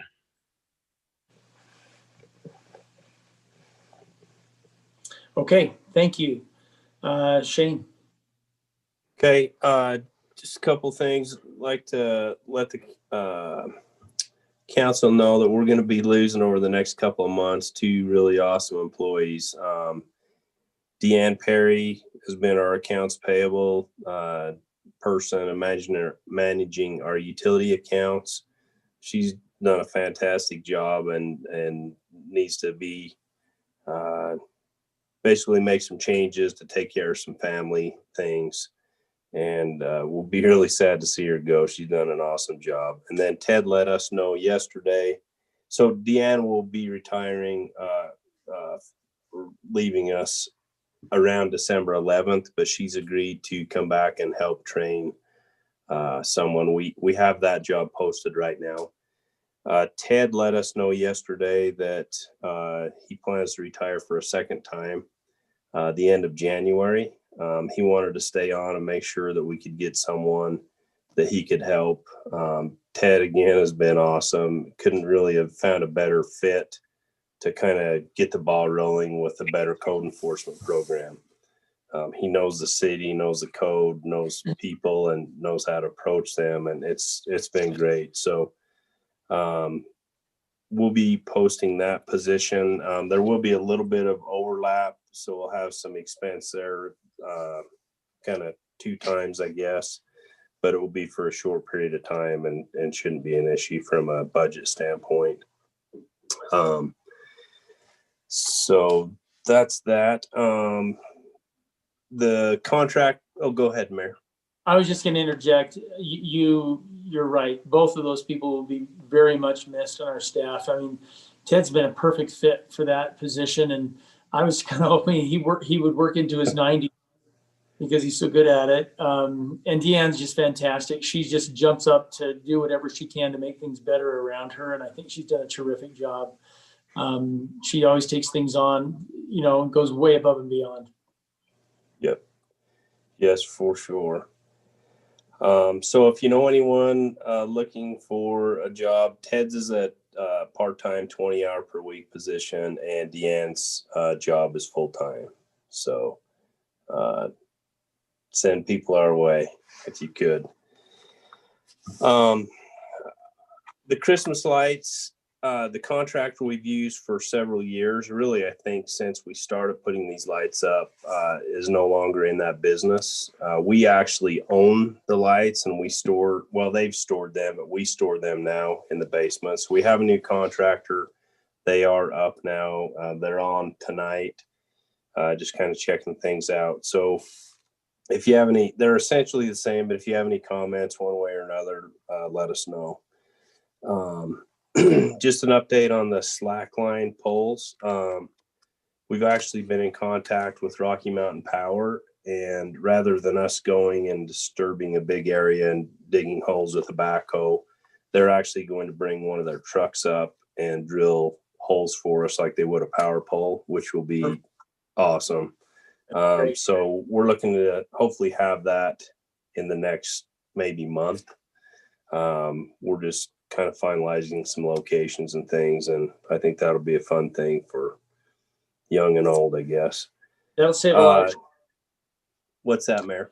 That'll help save a lot of trees. I think we've been losing trees because of that pastime. Yep. I emailed out a trail closure map for those trails that we discussed that would be closed. If you have any comments or whatever on that, that will be posted on our website. Austin has it up right there. State epidemiologist Angela Dunn tweeted there saying she doesn't know whether she should laugh or cry. Will, you're on. We catch up on the news right here too. Oh, you guys can hear me? Oh yeah. Oh, sorry. I just wanted to see what the news said to us, and we'll turn that off, and I don't know how to undo. Okay, thanks, Will. I also forwarded an email from the Three Falls HOA with some information about the information booth there, so you can take a look at that and get back to me with any comments or questions or whatever. Bonnie might discuss this, but the breakfast meeting with the school district that was rescheduled from one day to another, they were thinking that probably should be postponed again with the current conditions. I think it was going to be December 4th. So we'll look to reschedule that.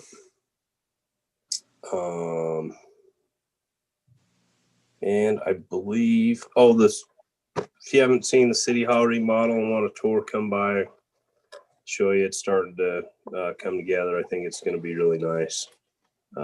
Should work out really well. So that's all I have tonight. Thank you, Shane.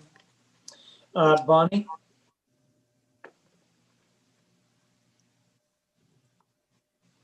Bonnie, The only thing that I have is, can you hear me? oh, yep, I can hear you. Can you? Okay. The only thing I have is an update on the Santa. They have canceled it because of COVID. Yeah. And they're talking about maybe doing something like a Santa letter drop off at City Hall, but I haven't heard any of an update on that at all. So if there is anything, I will have them put it on the website. Okay. Thank you, Bonnie. Mhm. Did I miss any staff? I don't think I did. Okay. Jason, would you like to get going and get on your vacation? Yep. So I have nothing to add. Thank you very much. Okay. Thank you. Jessica? Does Santa ever drive around in a fire truck through the streets on Saturday morning? I don't know, Reed, did that ever happen? Not if we can't put him in a mask. and that's been, all kidding aside, we're really dealing with an issue trying to maintain staffing right now. So I would say that's probably a no. Okay. And just kind of circling back around to the Gateway District, sitting here thinking about it, we really need to keep in mind that it is going to change as our community changes and as our Main Street changes. And so I think the precedent of saying, well, we approved similar buildings is just part of the information, but it's not all of the information. So I'm glad that we're going to kind of circle back around and make sure that each building that comes into our Main Street, comes into our Gateway, is what we want it in our community to be. So just kind of putting a little bit more emphasis on that. That's it. Okay. Thank you, Jessica. Carla? Nothing from me. Okay. Lon? Yes, on the pickleball thing, I know I brought this up one other time in council meeting, but I don't know that we really resolved or came to any conclusion. But the pickleball group have suggested that they have some ways of coming up with some funding, some sizable funding, to resurface and finish the, and their suggestion was to take the tennis courts at Burgess Park, turn them into pickleball courts, have all the tennis court activity over at Creekside Park and not mess with those courts, but supply more pickleball courts in Burgess Park so that they can have their tournaments and stuff there. And they would come up with a good deal of the funding to do that, to convert those. That was a suggestion they had. Just Yeah, and Lon, I had a similar conversation with Waddy Jensen, and he suggested that there was some money to be contributed. I didn't know how serious he was and how much he could quantify that, but and he did suggest moving everything from into Burgess and tennis out. I guess the question I would have, and I don't know, is anybody tracking how often the courts are used in Burgess compared to the other courts we have? Because we put some money to prepare for those a few years ago. Shane? Well, I don't know if it has to be an either or. I've seen flex courts where you can actually have tennis courts or pickleball courts. So I don't know, we have to be exclusive of tennis if we want to convert those to a flex court. Yeah, good point. No, Shane? I thought we had discussed this before, didn't we? That they were going to paint pickleball lines and allow that, because I know most of those groups have portable pickleball nets, and they usually have it with them. When I've showed up, they're like, "Oh, we have a net if you want to use it over here," but there's no lines painted. Yeah. So, and in favor of that point, it seems like it'd be nice if you live in the neighborhood maybe you don't play pickleball. You do want to walk to the tennis court and play because it's been in your neighborhood. To take that away seems a little tough. It makes the assumption that more people want to play, or all of the people want to play pickleball who are in that area. Yeah, I'd agree, Mayor. I think it's a concern, right? We're hearing from the pickleball players, but not the tennis players, right? And to just tell them to go to the other side of town, there's much more setback in Creekside Park. We might as well convert one there. That's not as close to home, and then you're closer to people. I know they want more courts that are close, but I guess if you can convert it. But again, you might be able to convert in Creekside as well. Yeah. Anyway. Shane, I'm sorry, you were going to say something. I asked you a question. If anybody tracks how much those courts get used.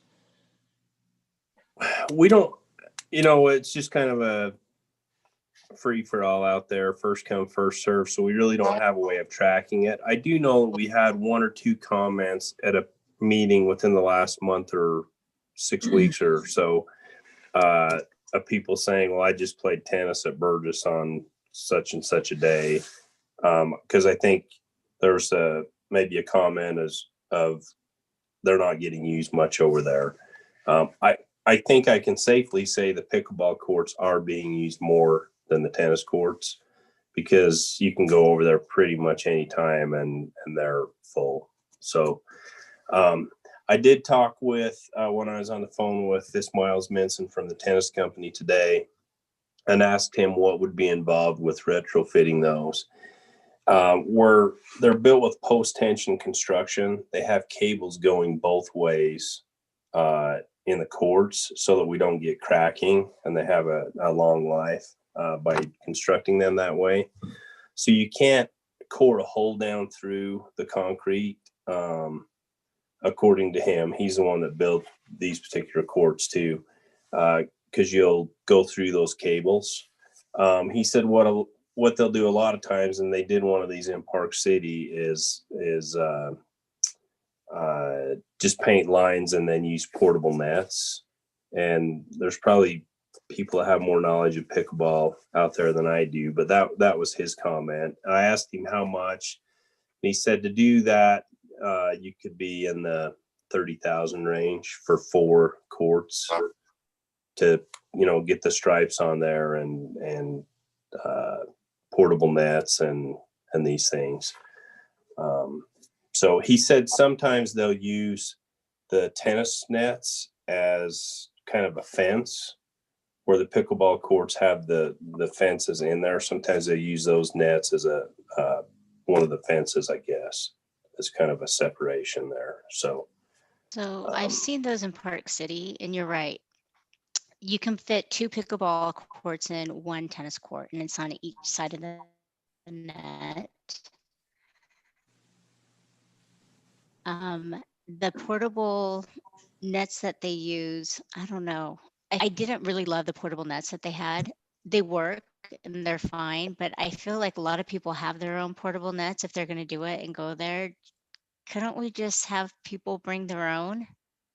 yeah, and that's what we did on the basketball court at Burgess when we put those lines on there, and that court has some issues and is going to need to be resurfaced. And when we do that, we'll try to have more contrasting lines from the basketball surface, because that was the complaint we got after that happened. But we don't own a portable net. Everyone has just brought their own that have used that basketball court. So I would be for that, because those portable nets that they have, they're on wheels, at least the ones that I've seen in different places. And I just think the maintenance on those and to move them around, they're just cumbersome. And I think the portable ones work much better. They work really well, but they're much more mobile, and we wouldn't have to worry about maintaining them. I think as long as we provide the lines, Yeah. that should be enough. Well, it'll be interesting to see what happens when we put the new courts over at Healy Park, to see what kind of pressure that takes off of some of the other courts in town. It may reduce the need or the demand in other parts of town. Okay. Anything Thanks else? for talking. Thanks for talking about it.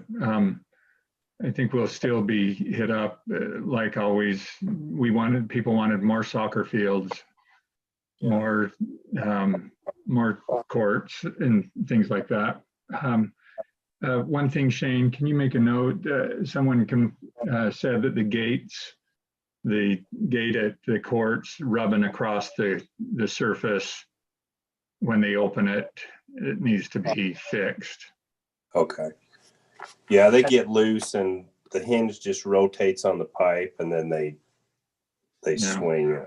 I've seen it happen before, but yeah, Cal can fix that. Okay. So as far as the discussion of painting these lines, is that something the council wants us to move forward on in the spring, or do you want to think about it a little bit more? I don't see anything wrong with painting the lines. I mean, it just accommodates maybe some overflow when people can't find a court. Okay. Carla, I'm sorry. But not at the price that we were quoted at. No. We'll get an official quote, Carla, and bring back before moving forward. It won't happen until spring, until it's warm anyway. I can help paint. Really? Well, if we add 4 new courts, then I mean that may affect the demand. That may help cover some of this demand. Maybe we see what that's like. Yeah. Okay. Thank you, Lon. Did you have anything else? Okay. Thank you. Greg, you're last up. You're on third base. Nothing tonight. Thanks. Wow, that was quick. Okay. Well, I'll entertain a motion to adjourn. I don't really have anything for tonight. I move to Motion adjourn. that we adjourn. I'll second. Carlos. I'll take that first in a second. Any opposed? Motion passes unanimously. Thanks, everybody. Good night. Thanks all. Good night. Good night.